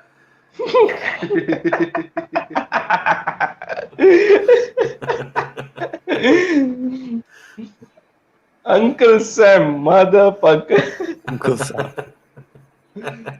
Where's his Uncle Sam come from? Is that American? This thing, Uncle Sam, American stuff. Oh no, I was just telling this to Simpy just a few hours ago. I was like, literally, there used to be a damn bakery over here in Malaysia called Uncle Sam's Bakery. So I just picked up on it and I used it against you, and that thing just seemed to just get glued with you. Oh god, Stuck. Got a bakery store in Malaysia. How the fuck did you do that from Norway, man? I'm pretty good. I'm pretty good, aren't I? Pretty good. Yeah, that's mad. Pookie, pookie, pookie, pookie. Everybody raise those pookies. Sam, speaking about Pookies, you know the Premier League, they were talking about like Timo Pukki is the best striker, he's going like underrated and stuff like this, and literally everyone was like telling like Pukki is the best striker, Pukki is this, Pukki. I was like everybody was talking about Pukki, but they were all talking positively. If they only know the fucking exact meaning of it. Yeah. So, what have we got in the chats? What are people saying? So we got. I'll scroll up a bit because I missed them while I just run to the toilet. So when we're talking about the midfield, we've got Ceballos and Guendouzi will be a poor double pivot. Steve's come in and said, yeah, we could call on Mertesacker to be our centre back. He'd do probably a good job. Might as well. Yeah. Tyrone said John Stones played DM for Man City. Would you put John Stones at DM for Arsenal? DM. What is this? Why is everyone into this whole putting people into DM roles thing? I mean, this is not Football Manager, people. Wake up and fucking smell the coffee, all right? You can't just put. It's not FIFA. You can't just put players into different positions. All right, I'll play with him there. I mean, think about it, people. Think about it. You know, it's the reason why they don't play there. There's a reason for it. There's a dying trend in holding midfielder. There's a dying trend. So let's move on from it. Tomorrow we're going to put Sam at DM in the game again. Yeah. That's what she said. And then we're going to put then we're going to put Simpy in goal. You put Sam at DM to us, what she said. All right, okay. Yeah, DM. Yeah. Yes. Has Arsenal got another DM now Xhaka's out? No. Well, Torreira, I mean, Xhaka's not really a DM. Torreira, for me, is really the only DM we've actually got. We've never actually used him as a DM. Yeah, the only DMs Arsenal get is the ones on Twitter from other followers. That's the only DM we got.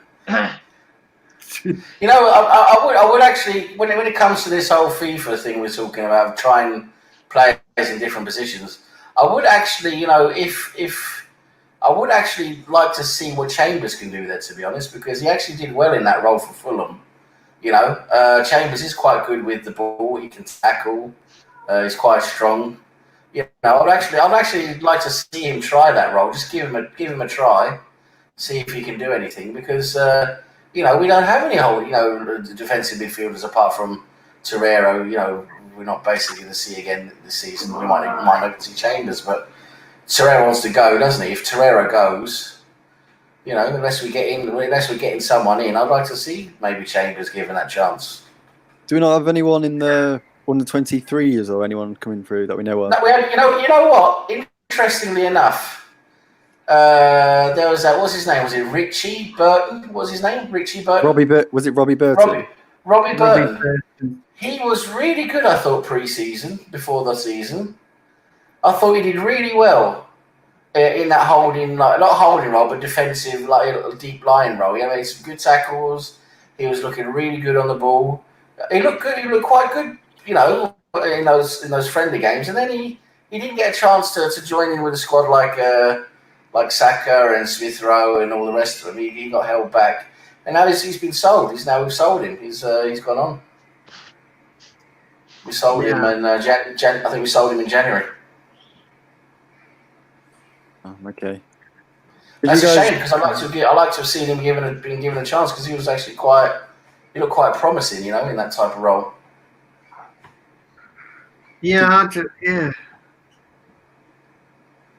Go on, Simpy. What were you saying? All right.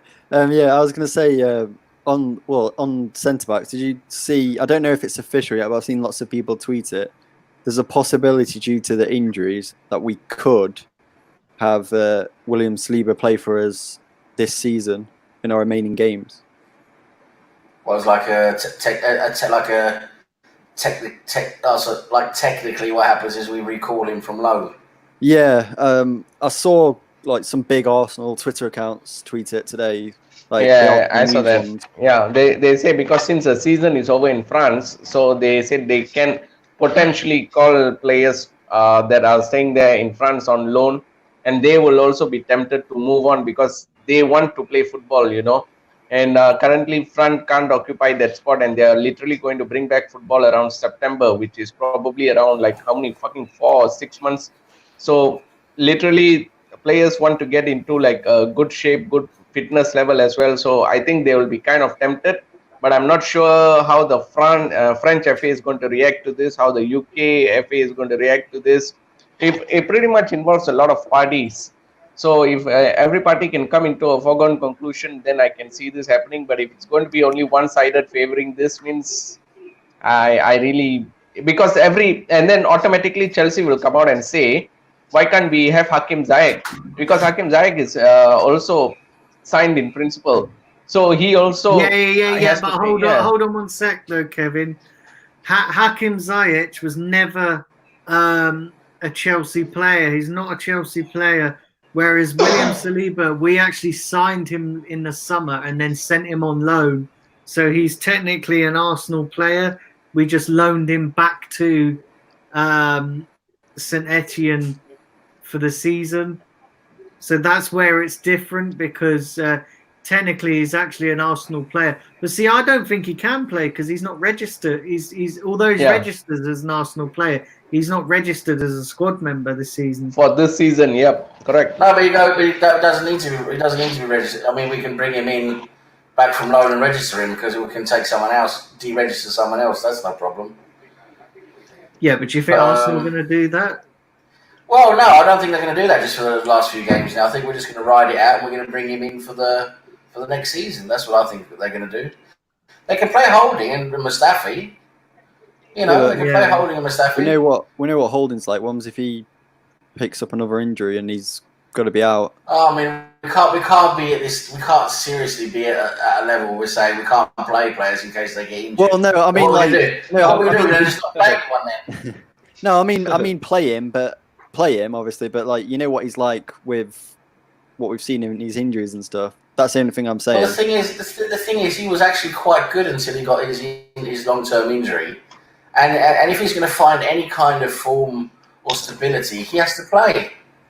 You know, that's the thing. He can't just get half a game here or one game here and there. If he's actually going to find any form again, he has to play. Yeah, Sam, I do understand what Simpy is trying to say, but the thing is here. Our defenders can't even get a solid run of 5 games put together.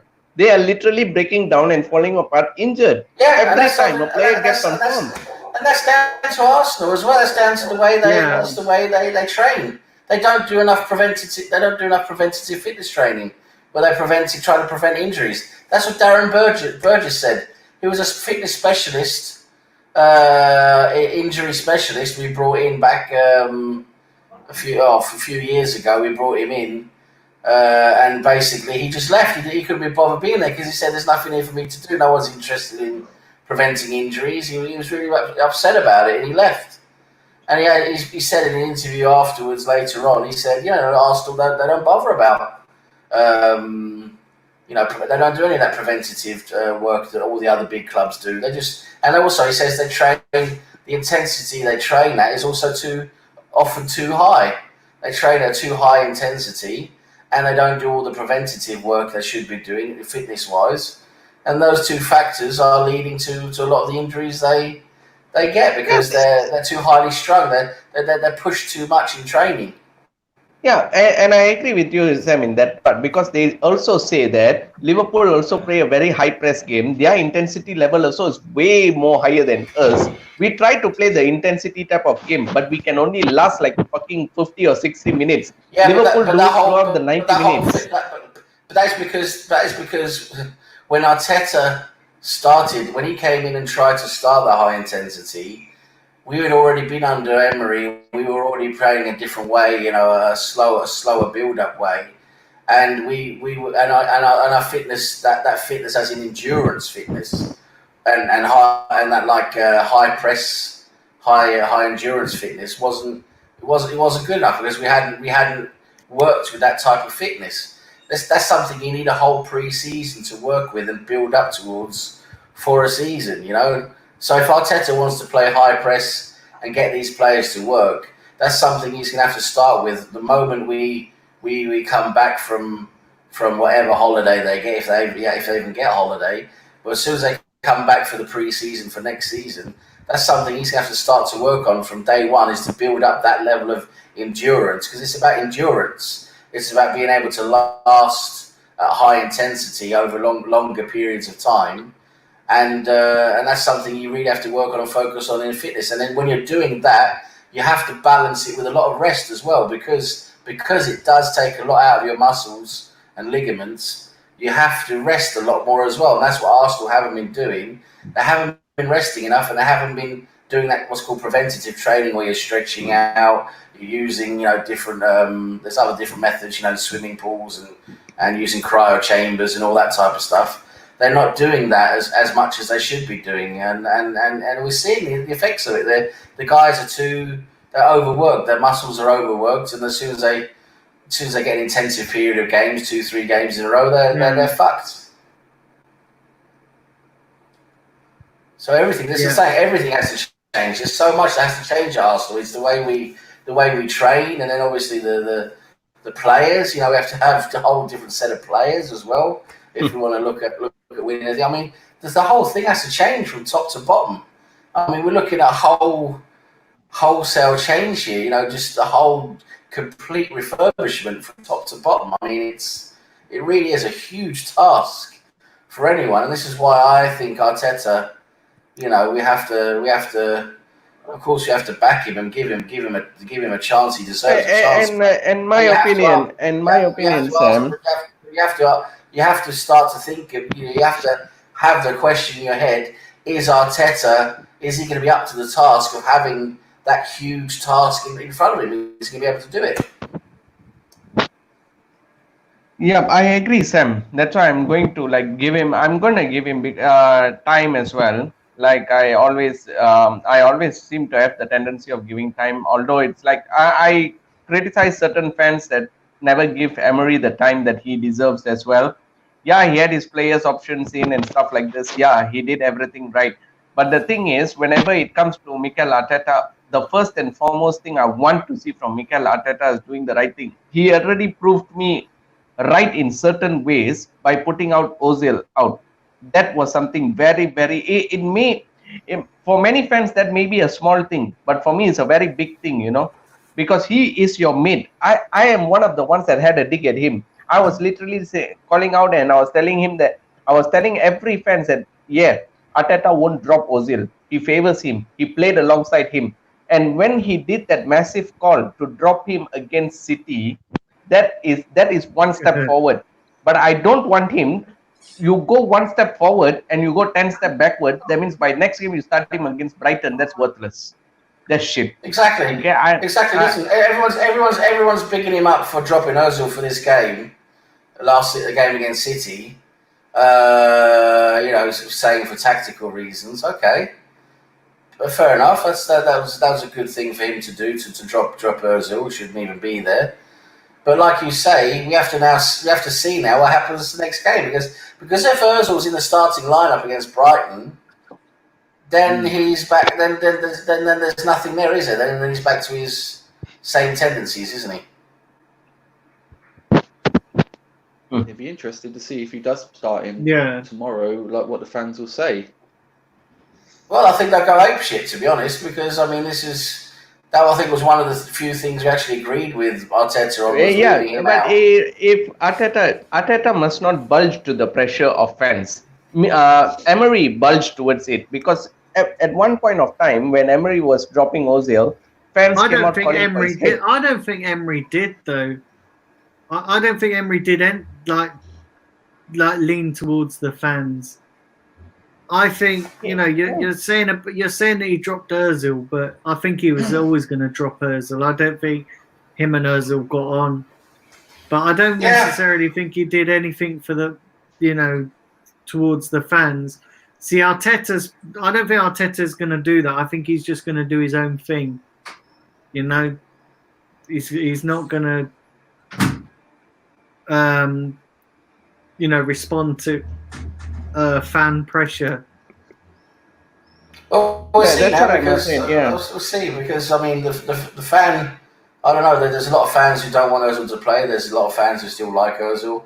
I think the fans because you remember the scene, Sam. There was one time when Emery was literally like dropping Ozil, and the bloody entire stadium was singing like "We want Ozil on the pitch" or something. They literally did that shit, and he was actually forced into action. And every time, every fans were telling like we never had creativity in the middle of the pitch, and he was forced to play him. He was cornered because he's getting questioned by everybody. Because Ozil came out and he said in his press conference that Ozil is fit and is ready to go. But the very next minute on the day, he's not playing. He's not even in the starting lineup. So people start to question. And I think that really, if he had really stood by his opinion on keeping Ozil out of the squad, I think he would have won a few of the fans. This is the reason he must come out brutally honest and tell, this is what I want to see from you, and that is why I want to see from you. So this is the reason you're dropped. But he just dilly-dallying and just letting you guys know that we're obviously back underway again. Man United attacking. Guys, we obviously missed it, but at half time, Roy Keane was obviously in the interview room with Sky Sports, and he's come up saying, I wouldn't let David De Gea back on the team bus after the game. Let him get a taxi back. The most overrated keeper I've seen in a long time. Yeah, he was going not in. happy. I watched it. That's Roy He was going in on. Do you know what? Would you start Ozil tomorrow, Simpy? fucking Irish. Yeah. Do you know what Roy Keane's like?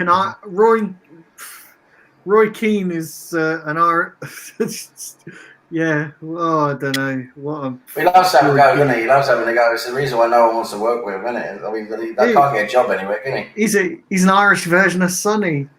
Yeah, can't get a job anywhere.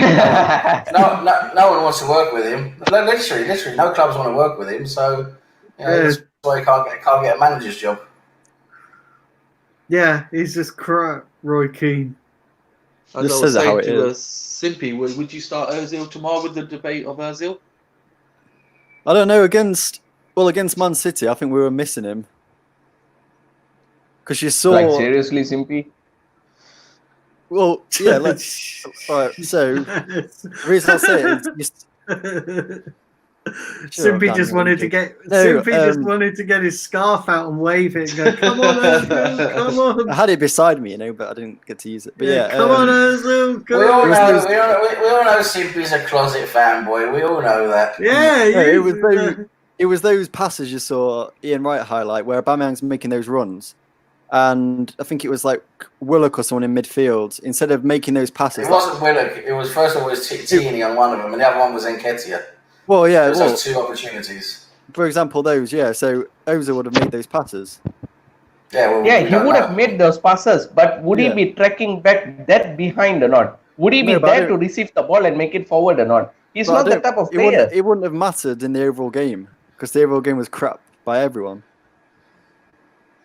Ozil wouldn't have made much of a contribution because he doesn't. He just doesn't. We could have at least how many games? He doesn't shoot. Ozil doesn't shoot. No, we would have put those passes into Aubameyang for him to shoot.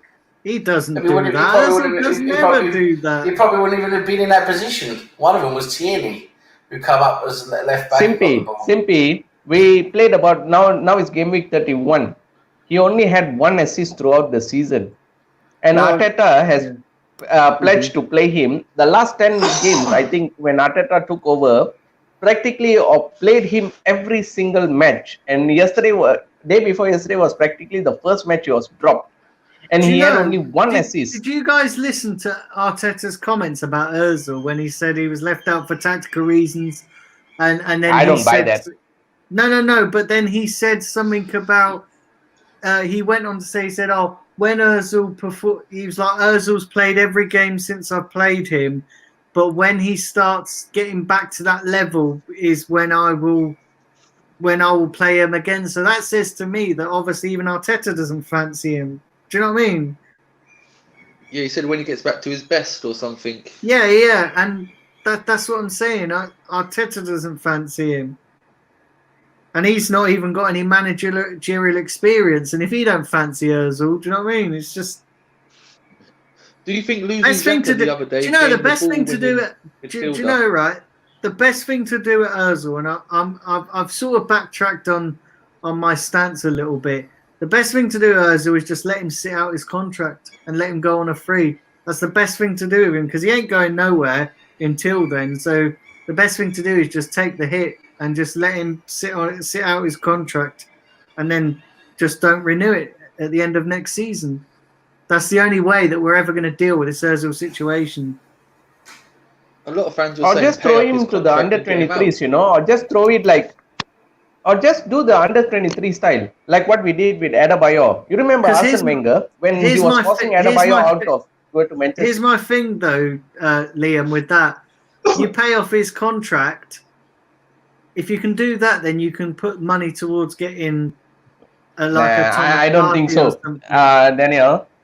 That's about 16 million a year. That's like 16 million a year. Yeah, Arsenal will be practically thinking about like spending 16 million for one shot just to pay off his contract. But that's what I'm saying. Penny pinching Arsenal would probably won't do that. That's what I'm saying. You can't do that. If you're going to spend 16 million on getting Ozil out of the club, you might as well put that 16 million towards getting Partey or something. I can't see Arsenal doing that.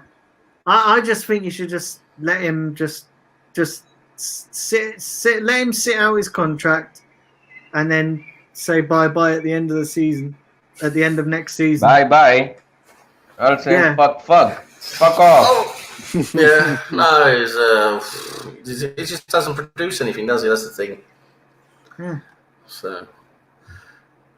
Man, you are getting back into it, but they're just they're not really producing anything either. They got the ball a lot, but yeah, they are practically all Granit Xhakas in the middle. All of them are Granit Xhakas. They got Granit Xhaka-fied. Been very see Wax Online's in the chat. Big up Wax Online. It's a nice dude. Go check out his channel. He's got an awesome channel. He's doing a watch along as well, I think. Who's that? I thought he was Wax. Yeah, Wax Online, right? Wax Online. Yeah, big up everybody. Yeah, do fire up them likes, everybody, and do share this video around and do share the channel around. We really appreciate it. The next goal now I've hit over 1,000 subscribers. The next goal is to get to 1,500. So that's the next milestone. And don't forget, guys, for those of you who are joined late, we're going to be on air tomorrow at 2:30, covering the Brighton Arsenal game. I'm sure we'll all be stressing tomorrow afternoon. Let's we live to fight another day, Yeah. I'll have my popcorn ready tomorrow afternoon. You bastard. Well, to be fair, popcorn. Fucking hell. Oh, Man United looking more lively. I gotta be on steroids, man. Looking more lively, but they just can't really do anything with it, Oh, that was a good shot. Bruno shot. Yeah. That was a good shot from Fernandes there. Oh, just left of the left post. He made already 3 shots in this game, He's probably the only midfielder that had 3 shots, and probably the 3 attempts that Manchester United had. It shows the difference of class, Started the second half on the front foot. Let's put it that way. Where's Kane? Letitia's saying you're not going to be having popcorn. You're not going to be having poon corn. Poon corn. Pookie corn. Pookie corn. Pookie. Sam, I can see the next debate. Ings for Prime Minister. What do you think? Ings for Prime Minister. Jesus Christ. He'll be better than Boris, I tell you. Yeah. Anybody can be better than Boris. I was just, fucking anyone's better than Boris. Fucking.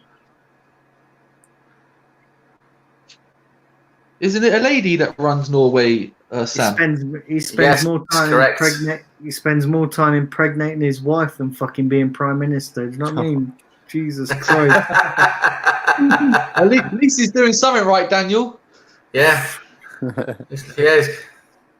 Yeah. Fucking. This is Mourinho now. Just have a look. What? And just have a look at Nitesh what mentioned in the chat. If we signed a midfield like Bruno, a million Arsenal fans would lose their virginity. Big up, British. Big up 15 people watching live. Do fire up them likes, everybody, and do share the content and channel around. Well, my Saturday afternoon's entertainment is thanks to you guys with the popcorn. I can't wait. The poon corn. Oh, Liam, you're taking the piss at me, mate. You're taking the piss at me. You break. I'd never do that. You are literally saying that Arsenal is going to lose big time tomorrow, and I'm going to fucking enjoy you guys ranting and going on a mad rant. Yes. Let me tell you, That's Kevin, what we're looking at. I'm not confident for tomorrow. I stand by what I said in the preview yesterday. We're going to lose it 2-0, I reckon. Oh, wow. Yeah, that's what I said. I said we'll lose it 2-0. Yeah, I heard that. You got no idea how I reacted. I should have done a reaction video, when you said that, man. I literally lost my shit, man. Yeah, I do. Come on, over to the right, there we go. Oh, you gimp. I'm confident for tomorrow, like a guy walking into a Russian brothel with erectile dysfunction. That's how confident I am. I'm not very confident. Let's not bring Granit Xhaka in there, Yeah, and the poon corn has to be buttercrotch flavoured, of course. The Tishy's favourite flavour. Simpy, that's fake. That's fake, Simpy. That's fake. No, they won't be good. They won't get the Sancho deal. They play like shit without him also. Yeah. They're not a complete team. They have a shit manager. They have to get rid of him. It's better state than ours. What's the point of it? It's like having the fastest car. It's like having a Ferrari and you don't have fuel to pour. That's what they are, United. Hey, he's overhyped as well, isn't he? Luke Shaw. Man United fans overhype him as well, isn't he? He's flipping expensive left back in the world. He's dog shit. He is. Luke Shaw is dog shit. He can't defend. Although he did actually put in a good challenge just then, but yeah, he can't. Ooh. Yeah, he came with a big reputation, didn't he, of getting up and down, but it's not worked out. I'm sorry to say, you must buy the right Southampton players, not the wrong ones. Yeah. Look at Liverpool, they bought the right ones. Manchester United bought the wrong ones. Yeah, look at us. We brought Callum Chambers. How did that work out? Fucking hell. The only decent Southampton player we bought was Oxlade-Chamberlain. Walcott was all right as well, wasn't he? Pogba's coming on. Nah, Walcott, really? Do you really rate Walcott? I never rated He was okay. Walcott. He was okay. I mean, he wasn't bad. He wasn't bad. He's not a legend. He's not a legend. His end product. He had lack Daniel, of product. you would make up a debate show right now, if you were to say about anything about Walcott. Nitesh will come in. I don't rate him. He had no end product. He was only good for his pace. That's what she said. Nitesh, I'm yeah.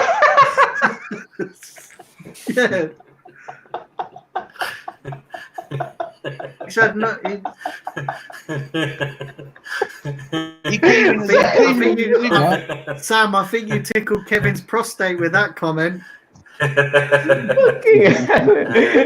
He just has space. That's what she said. It's as if like you was there. it's like literally I imagined in my head, it was like he was literally wanking about fucking her hard and then you are very fast. That's what she said. Yeah. Oh, So what Simpy, let's read out a few chats. Because obviously these guys are watching and Yeah, so Revenite was saying about Dan James has been awful. Yeah, Liam is saying this and watch us spank Brighton now, haha. DJ Fury says we will win 3-1 tomorrow. big up DJ Fury. yeah, big up DJ. And then Tyrone's Long time no see. DJ Fury. Brighton beat us 2-1 last time. Pogba and Greenwood are coming on. Sam, you got a son? Yeah, Damn. this is my son. Yeah. I had a bit of jungle fever, didn't I?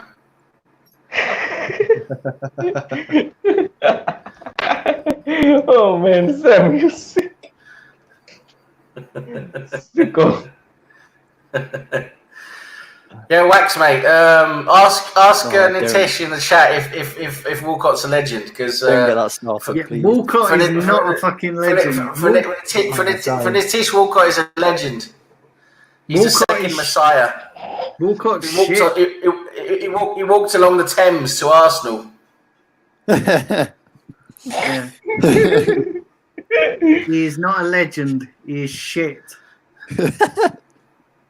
Dan How did you guys work that shit up? Came off. He was with us 11. I mean, yeah, he's part of the 100-goal club. But then he was a forward playing. He was a forward playing player, forward / winger, and he played 11 seasons. So if you're not getting 100 goals out of 11 seasons, then what are you doing? Yeah, I don't rate him. I never rate him. He was good for his pace. He was good for his pace, but He's just a speed merchant. That's about it. Yeah, but see, his end product was not there. Go on, Greenwood, son. Go on. Get in there, son. Go for the cookie. Sam's brother's on the pitch for United. Yeah, go on, son. And Samson. You better not score. Because Nitesh told me to take him out of my Got them in your fantasy team. FPL. Yeah, I swapped him for Martinelli because of Nitesh's advice. Do you know if Greenwood scores, Sam, that will be the only time you hear your name. Like Greenwood scores for United. That's the only time. You're gonna try and say that's the only time I'm gonna score? Is that what you're gonna try and say? Yeah. No, that's yeah. You dirty bugger. Oh, you should have shot, mate. You should have shot. Rashford, you should have shot. Oh. We're under siege like Steven Seagal right now. Yeah, without the ponytail. Yeah. It's wow. Well, this is Mourinho, isn't it? I mean, he just puts everyone behind the ball, and let's hope something doesn't go in. Yeah, they got Kane playing as a defensive midfielder. As you see, Wax. Remember that Arsenal picture with all our British players signing contracts. There you go. That's our answer. Then we'll just put a Aubameyang in the defensive midfield role.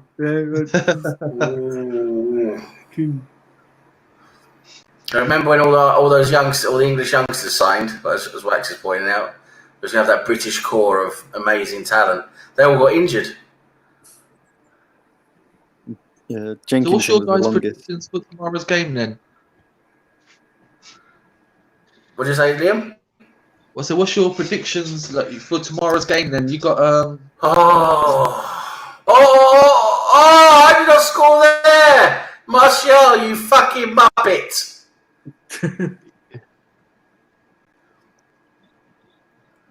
Jesus Christ, how did you not score You there? French Darren Bent. that was very close. You're just Yeah, a that's French what pe- Darren Ben. Yeah, that's what people called Lacazette, wasn't it? The French Darren Bent. The And worst thing was, we Aubameyang, actually had Darren Bent. the Gabonese Wadi. Yeah. Jesus. We had the misfortunate of having him. I thought there was going to be more action than this. Fucking hell, my bet's going down the drain, that's for sure. Yeah, it's not looking good, Sam. I said 2-2. I probably Could- have could more still action be in 2-2. in the damn bed when watching this dead game, man. This is a masterful performance by Jose, Kevin. Yeah. Well, he's certainly what a going. He's certainly Jesus, trying what to a keep save. the lead now. So deep. What the hell? You see That's what this she save in said. about 1 Yeah, I minute. knew you were Wow. going to do that. I knew someone was going to do that, Daniel. So Lorie's going to have a good save here in a sec. What is? Oh, Jesus. How Yeah. many corners now? Hang on a second. I'm only getting that Martial chance now. How the fuck? How I'm like about fucking 3 minutes behind. What's going on with this? Yeah, what's happening? That's to what yours? she said. What's that? My stream was like 10 seconds. Now it's gone 3 minutes. How was? My stream was 10 seconds. 3 minutes. 3 minutes. That's what she said. Oh, what a save! Wow! How do you say that? You French frog. He's not on the alcohol today, then. I did tell you it was a good save. What? Yeah, I only just got it. That was sick. Like Spider-Man. So we're Oh, at 69, man. 69. That was 69, man. We're camped in our So own you're at half now. 69? We can't get out. You're not 69. You're not 3 minutes ahead. Come on, you're not 3 minutes ahead. That's what she said. She loved the 69. 69. I'm not alive, but it's not 69 either. Fuck it. Jeez. No, Spurs just do the nines, you know. They don't do the 69. They do the nines. What's the story behind that? Behind the Spurs team club logo? You got a fucking cock on a beach ball. I mean, what is that? Yeah. I Chicken don't balancing know. on a beach ball. How do I'm you not get a too- chicken to balance on a beach ball? That's what Spurs are implying. That's you got to ask Spurs. Oh, Pogba, you're shit, mate. I know you haven't been playing for a long Dog shit. time, but Yeah. he's been absolute shite with his passing so far. Oh, That's that what feels everybody great. says. Kevin's trying so hard now. Do you reckon I am- Pogba will leave United at the end of the season? He doesn't look happy, and he just raped what's his face in the middle of the park there, Lamella. He just raped him without asking him for dinner first. That African gorilla, fucking hell. Yeah. I personally think Pogba will probably stay. Well, the same Pogba. I mean Pogba. He Pog. All right then. Apparently- Here's a question for he you was guys. he was more happy with Bruno Fernandes there, but I don't know. He doesn't look happy. Here's a question for you guys. Who do you reckon's worse, Pogba or Ozil? Ozil is worse. Anytime, man. Ozil. They're very I'd similar. rather in the have Pogba sense over that- Ozil. Okay, Simpy is pretty much stressed. You can see him. He's drinking the Pepsi way too fast, man. Yeah, he's similar. pissed. Yeah, it's definitely Ozil's definitely worse than Pogba. Because Pogba can win a game. For Man Pogba United. plays a lot still. He just need to decide when to turn up because he Yeah, can really yeah. turn up. But then doesn't that make? No, I'm not saying that Ozil's not shit because he is. But then doesn't that Corey. make Pogba worse than Ozil because About Pogba's got 15 minutes. no, because Pogba's got the talent. Pogba's got the talent, but Ozil hasn't. Whereas doesn't that make him worse? Because we know that Ozil hasn't got the talent. He's The only problem with Pogba is, Daniel, he can turn the match on his head virtually by pass and stuff like this. When it comes to Ozil, he literally you don't see him doing it. Even you give him one of the easiest games, also he's probably going to provide shit. At least Pogba does that. And I think he will stay at United because he's going to have that interesting prospect of playing alongside with Bruno. I think that is going to be the carrot that dangles the rabbit right now. It's probably, yeah. So they are literally going to get him stuck with United. He was most likely to leave United, but I think the interesting prospect of playing with Bruno, I think that might change his mind and he will stay. That's my take on it, though.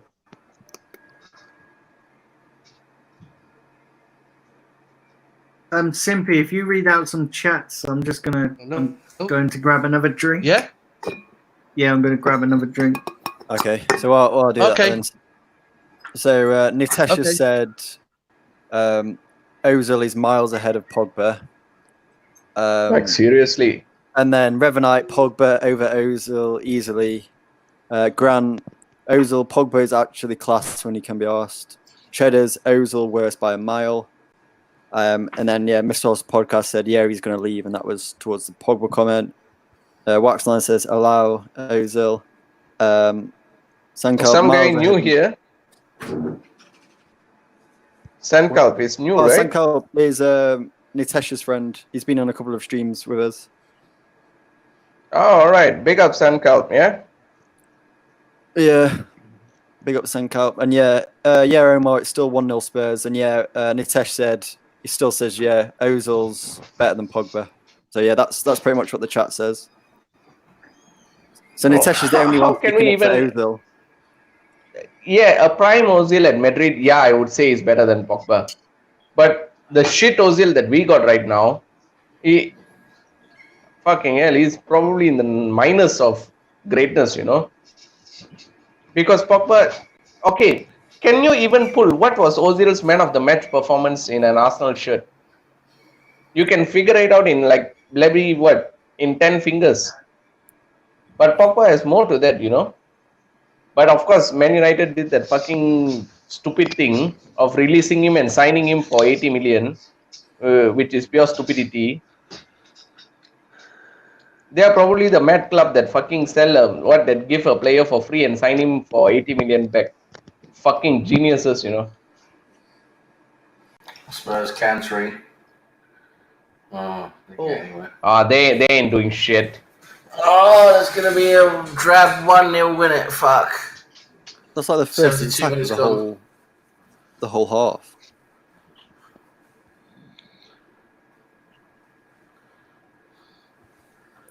Yeah, and Wax is saying the whole team's crap, not Ozil. Put Ozil in the Man City team, he wouldn't have the same issue. Put Kevin De Bruyne in the Arsenal team, and he would face the same issues that Ozil faces. DJ Fury said Meza is trash and poo emoji. And Sankalp, Pogba is as inconsistent as Ozil, but one thing, he does try and lead on his own. Ozil never does that. Yeah, true, Sankalp. He does pick the game and win the game by himself most of the time.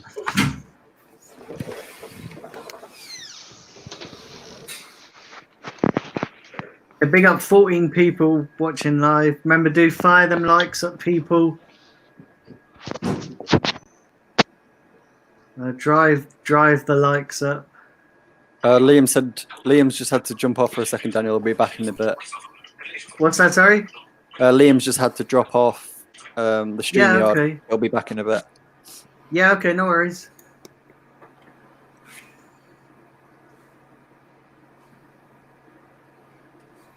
Yeah, our team is dead. Wax is right. Yeah. Our team is dead. Our biggest problem is midfield. I mean, we have no one to protect us in midfield, and there's no one scoring goals or creating anything, and that's including Ozil. So, it's by the time we address one issue, another issue will come in. I'm telling you, by the time we sort our defense, we have no fucking strikers. By the time we sort out our midfield, our strikers will be retired. Yeah, and by the time we get our strikers, and then our defenders will be retired. Like it goes like all fucking cycles. We never do. We're always one or two players short, aren't we? Instead of going that extra mile going for the extra 1 or 2 players you really need. We're always short with that 1 or 2 players, and every window when we think we're going to do it, no, we do something else, we lose someone else again. So we're always still that 1 or 2 players short every single season.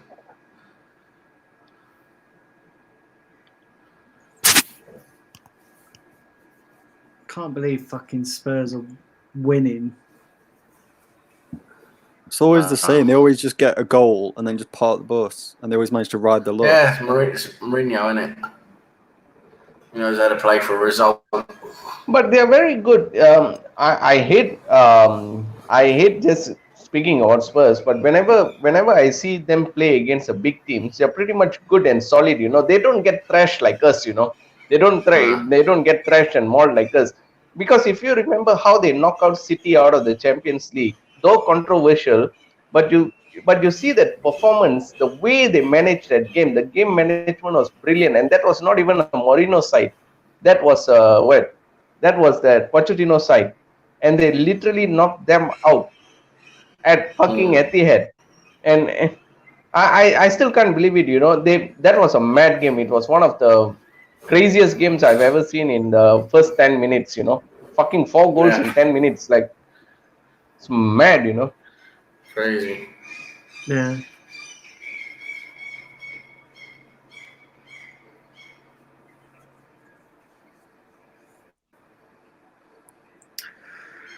Yeah. Ah, dear. Yeah, Natasha said, by the time Liam comes back, United should score 2. Don't know. I think they're doing the I still think it could be a 1-1 draw. Hope so. We could grab one at the end here in United. It is possible. Be good for us if it's a 1-1 draw. And then we'll go fuck it up tomorrow. We're like, oh shit, Spurs draw, United draw. Let's go and fuck it up and make it harder for ourselves. That's what we do every time. So we've always got like. What United? How many points? How many points are United on? United are on. So Man United, if the game ends like it is now, they're on 45 points. Yeah. And Spurs. Well, on they're in 5th place though, Man United, aren't they? They're in 5th. Yeah. And then you've got Spurs and Sheffield United on 44.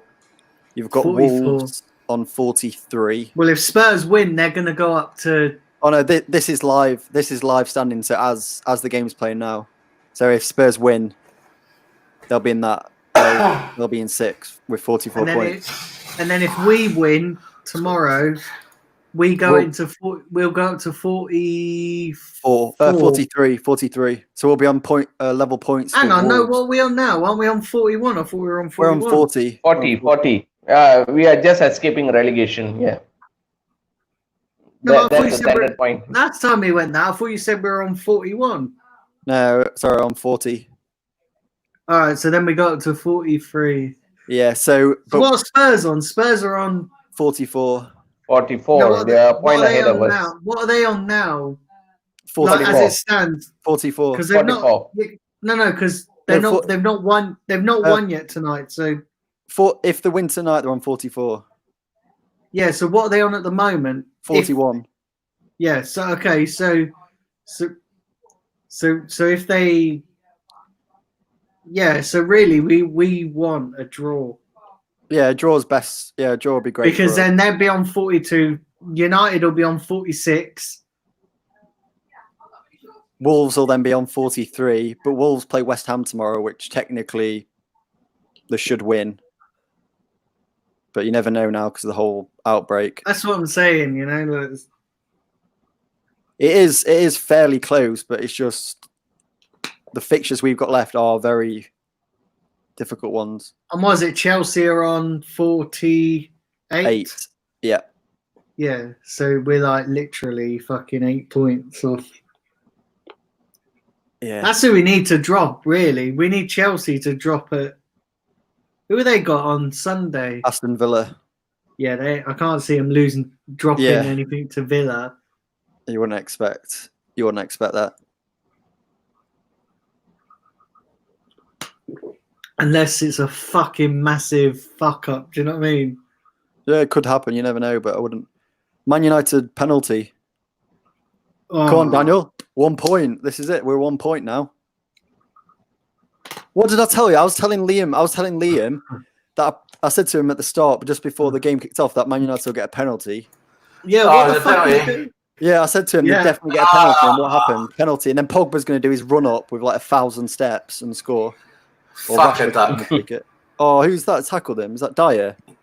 Dyer. Oh my god, it is as well. Just wait until Liam comes back. He's going to be fuming. Oh, wow. Please don't be Bruno taking it, Tyrone. It's gonna be No, don't Pogba's say taking- Bruno, please, because Pogba's That was a taking nice it. move. That was a nice move Pogba had there. He completely faked out Dyer there. penalty FC. Every game they get a penalty. Well, it was a clear penalty. But, Yeah.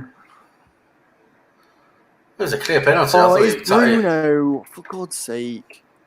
Yeah, Bruno always scores. I don't want Bruno to take the penalty though. Can just someone else take Why it? did you have Pogba in your fantasy team? No, like loads of people have got Bruno in their fantasy team.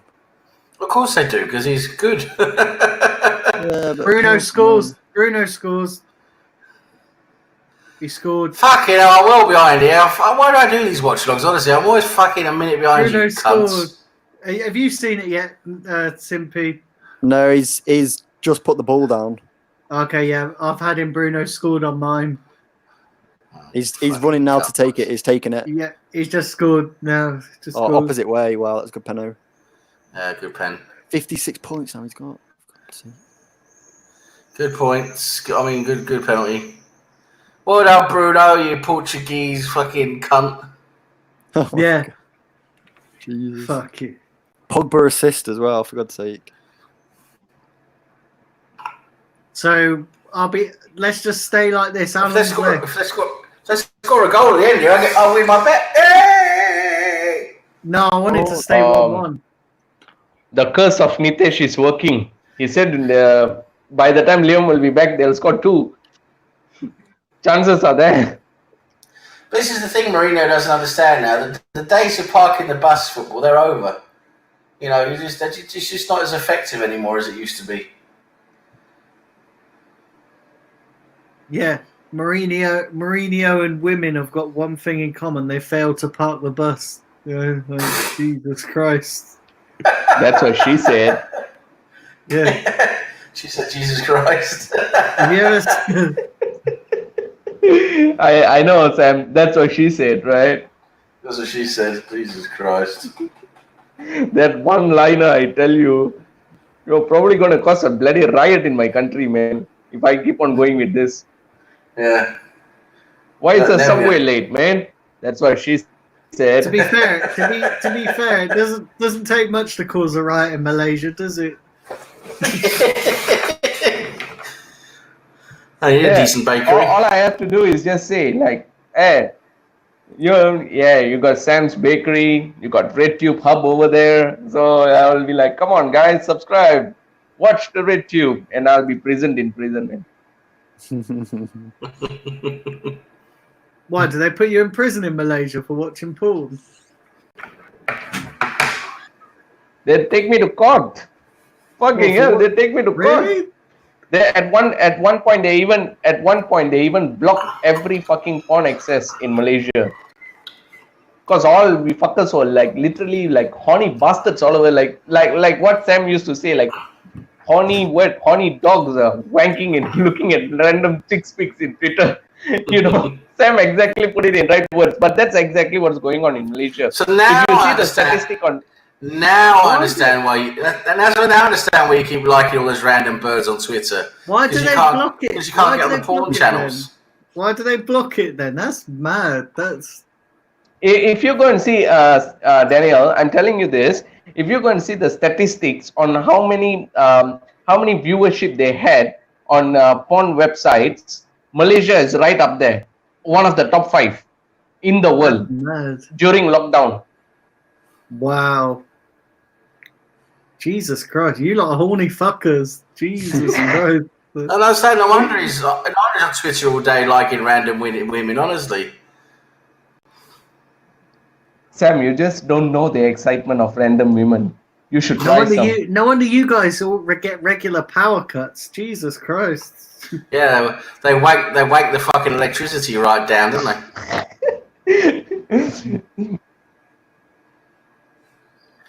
They all No wonder wanking you as guys there's no are- electricity. no wonder you I also got no wonder backing you- here. I no- also got no- backing here. If you read the comments, Simpy, go check it out. That Sankalp even mentioned. Yeah, Sanka, No- I'm no- sure no Indians wonder could do you big things guys- to the leaderboard. No wonder you guys have got a high population over there. Malaysia is still behind the UK. We are not as we are not that fucking active in fucking activities. So yeah, it's kind of tough, you know. We have to move to India or China to get fucking activities, you know, because they are the ones running at the billions. What a ball from Pogba to Rashford. Fucking hell. You know, I was Did you mentioning see that quality? about the penalties. They've had 16 penalties this Liam's season. back.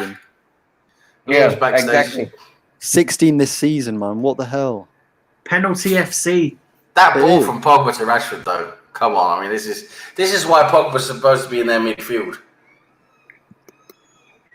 And this is why I'm saying Ozil is not as a level as Pogba. Because Pogba, if he decides to turn up, he can literally do that.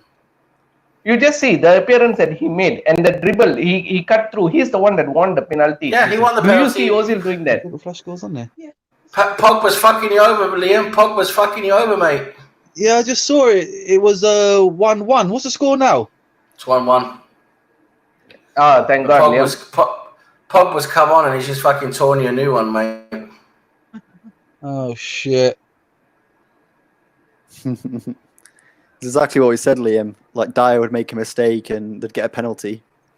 Is that what it was? Yeah, exactly. Well, that. it was him who caused the penalty. I mean, Pogba basically skinned him in the box from the outside going in, and Dyer he went past Dyer and Dyer's pushed him and he's gone over. So Was it definitely a penalty? It was pretty clear in my opinion. I mean, not the clearest of clearest, but it was pretty clear. You could see there was contact and he was. Yeah, it was kind of clumsy. It was kind of clumsy. It was not the most controversial penalty ever. Let's put it that way. Okay. And then Bruno Fernandes, of course, stepped up to take the penalty and scored. And Simpy was going on a rant because he didn't get the bonus points and stuff. At least, do you have Pogba in your team, man? No, I don't have them. It's just, I think why he had to take it. Should have given it to Rashford or Martial or something. But at least you got some point for Kevin De Bruyne, you know, for ripping us a new one. Yeah. I haven't even done my fantasy team. It's flipping. Nitesh should stop giving this ridiculous statements, man. What a goal! And then he said, like, not. I'm not. Shit. I want Man United to score now because then I win my bet. I don't know. United. I want it to stay a 1-1 draw. Come on, United. Come on, United. I don't think I'd ever be saying that, to be honest. I did say 1-0 at the start. Yeah, simply because, not because of the Champions League places, but if it stays 1-1 and then we win tomorrow, at least we go above Spurs. Albeit maybe only possibly for a day or two before we lose again. It's just, that's why I want it to stay. The optimism, Daniel. I like that. Hey, I just want to go above Spurs for one day at least, just so we can gloat for a little bit before we fucking lose again. Yeah, you got to win tomorrow, Daniel. Hey, listen, I predict that we'll lose it 2-0. There's a penalty again. No, you're taking the mid. Is there a penalty again? There is as well. There's So a who? penalty for Man United. Yes! Fuck me in the a-hole and call me Sally. Yes. Eric Dyer again. Again. Oh my Eric God. Dyer again. Oh my God. Who's got him in their fantasy team? Luis Patu. Eric Diabolical. Oh, bloody hell. penalties. Liam, mate, this is not going well for you. How's that a penalty? Come on, he just fell over, didn't he? But Mourinho was fuming. Mourinho is absolutely fuming. Yeah, and rightly so. Rightly Lads, so. there's a faulty link. I can't hear none of you. What? Sorry. No, listen, I can understand Mourinho losing his shit over this because this is not really a good clear penalty. Oh man. This is not good. Why are they playing the music? Why are they? What added time are they got? As if he ran into it. No, that's not a penalty. It's not a penalty. That's not a penalty. There's no contact. No, he just runs Yes, into it's not him. been given. It's not been given. Oh, fuck off! Oh yeah, they chalked it off. Fuck off! So VAR's actually going to work for fucking Spurs, is it? VAR. VAR's going to work for Spurs. Fucking hell. I could have won some money tonight, fucking cunts.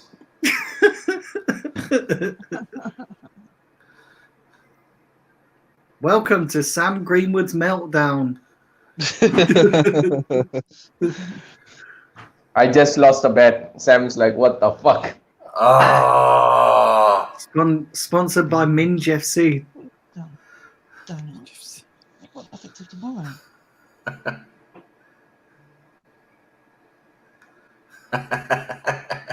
Ryan, sorry, Sally.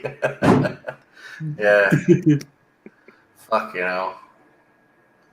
Fucking hell, I could have won some money tonight. Fucking hell. Oh, is there only 5 minutes of added time left? Yep. Yeah. There's only 3 minutes of actual time. Well, at least the decision was right. I mean, it was the right, but Well, yeah, they should have booked. They should have booked him. Yeah. True, Tyrone. Should have booked and then got -1 point. Good thinking, Tyrone.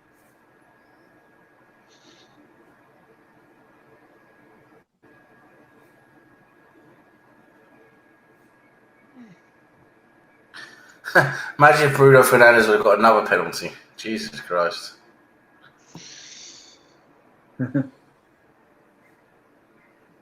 Imagine Spurs going in the other end and scoring and getting a penalty. I'm hoping so, Kevin. I'm hoping.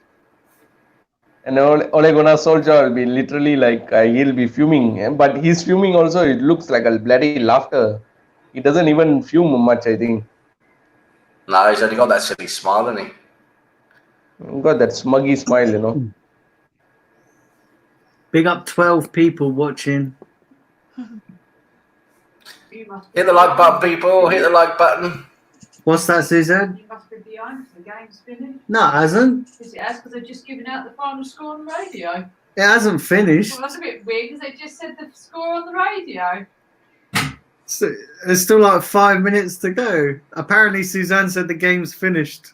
Yeah, on the radio, they said it was a. Well, so- I won't say what they said, what it was. So we must You must be be a bit behind. But it can't have. It's Yeah, still.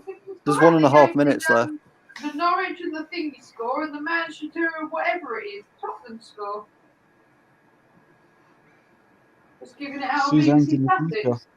Tactics. Yeah, that could be the current score. No, it said final whistle. I'm not mad at it. I'm not going bad. Fucking hell. Yeah, there's 1 minute left now. Apparently, It should there's be on 1 the- minute left. It should be on the booze. It should be on the booze again. No, she hasn't been on the booze tonight. She might as She's well been start on- now then. She's been on the water. Detoxing from the other night.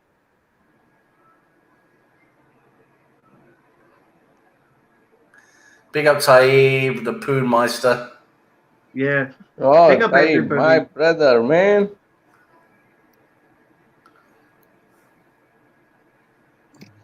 Come on, get a goal. Yes. No.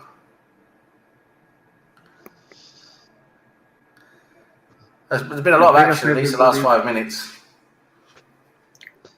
True. there's Come only on, 10 guys. sec- 10 Fire seconds up right them. now. Fire up them likes, everybody. Come on.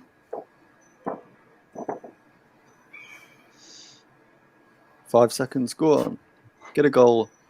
Daniel, are you streaming for all the games tomorrow? No, I'm just doing the Arsenal one. What's the evening game? I know there's the Wolves, West Ham Let me have a look. tomorrow. Yeah, Wolves, West Ham, and Bournemouth, Crystal Palace. Right, okay. Oh. Bournemouth just played today, though. Oh, that's Southampton, wasn't it? My bad. Yeah, Southampton, Norwich today. Yeah, there was a Pookie party, man. Pookie party. Pookie. I hope the Southampton one's the early game and we can have a bit of a lie-in. If we win tomorrow, do we go up to like 6 or something then?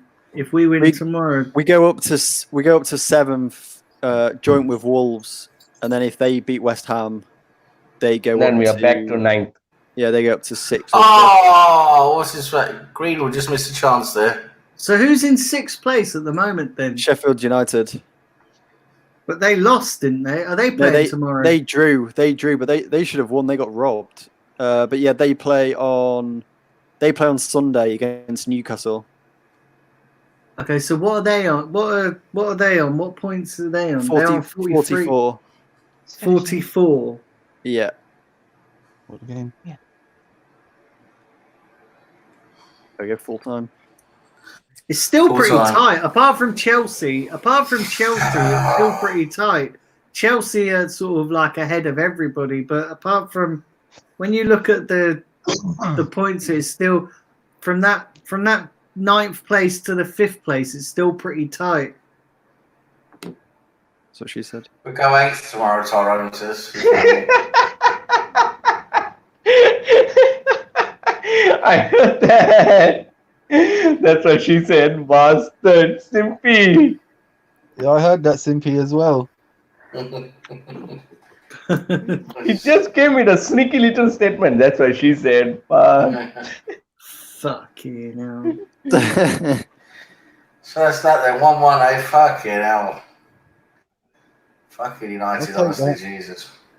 I said, like I predicted 2-2, but I obviously 1-1 is still a draw. So yeah. Simpy, what was our prediction? We got some challenges. Shit. Oh crap! I need to watch that back. I should have put it down.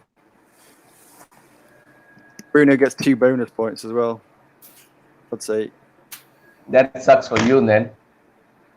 Yep, it does. Right. So what we'll do is we'll take what are people saying in the chat, and then in the chat. Oh yeah, I saw Miss Oster podcast said, "What has Eric Dyer done to his head? Have you seen his haircut? Eric Dyer's had like a really weird haircut." Revenant had Bruno and Rashford. Rashford was terrible. Lloris, man of the match. Tyrone says Omar got it prediction right. DJ Fury got his prediction right. Tyrone, if Arsenal win tomorrow, they'll go 8th. And Taib's asked as well, do you guys think that Wolves will lose some of their prized assets in the summer transfer window? probably, yeah, probably. Dunno. So no, they're looking to improve those. There we go, there's the table. Oh crap! I closed my thingy. That's what she said. Let's see. Yeah. All right, then, guys. Well, that's it. The game is over. So what we'll do is we'll probably wrap up because obviously it's quite late in the evening. It's bedtime for Simpy. But yeah, listen. Thanks to everybody that's tuned in. Like I said, it's been great. Been a great stream. But thanks to everybody who's tuned in. I want to thank Liam for coming on. Big up, Liam. Yeah, thank you very much for having me. Good job, Liam. Good job, Yeah. Big up, Liam. So yeah, At least you made some positives, right? Spurs took a draw. You should be thankful for us. Yeah, thank you guys for sorting that out for me. So yeah, thanks for coming on, Liam.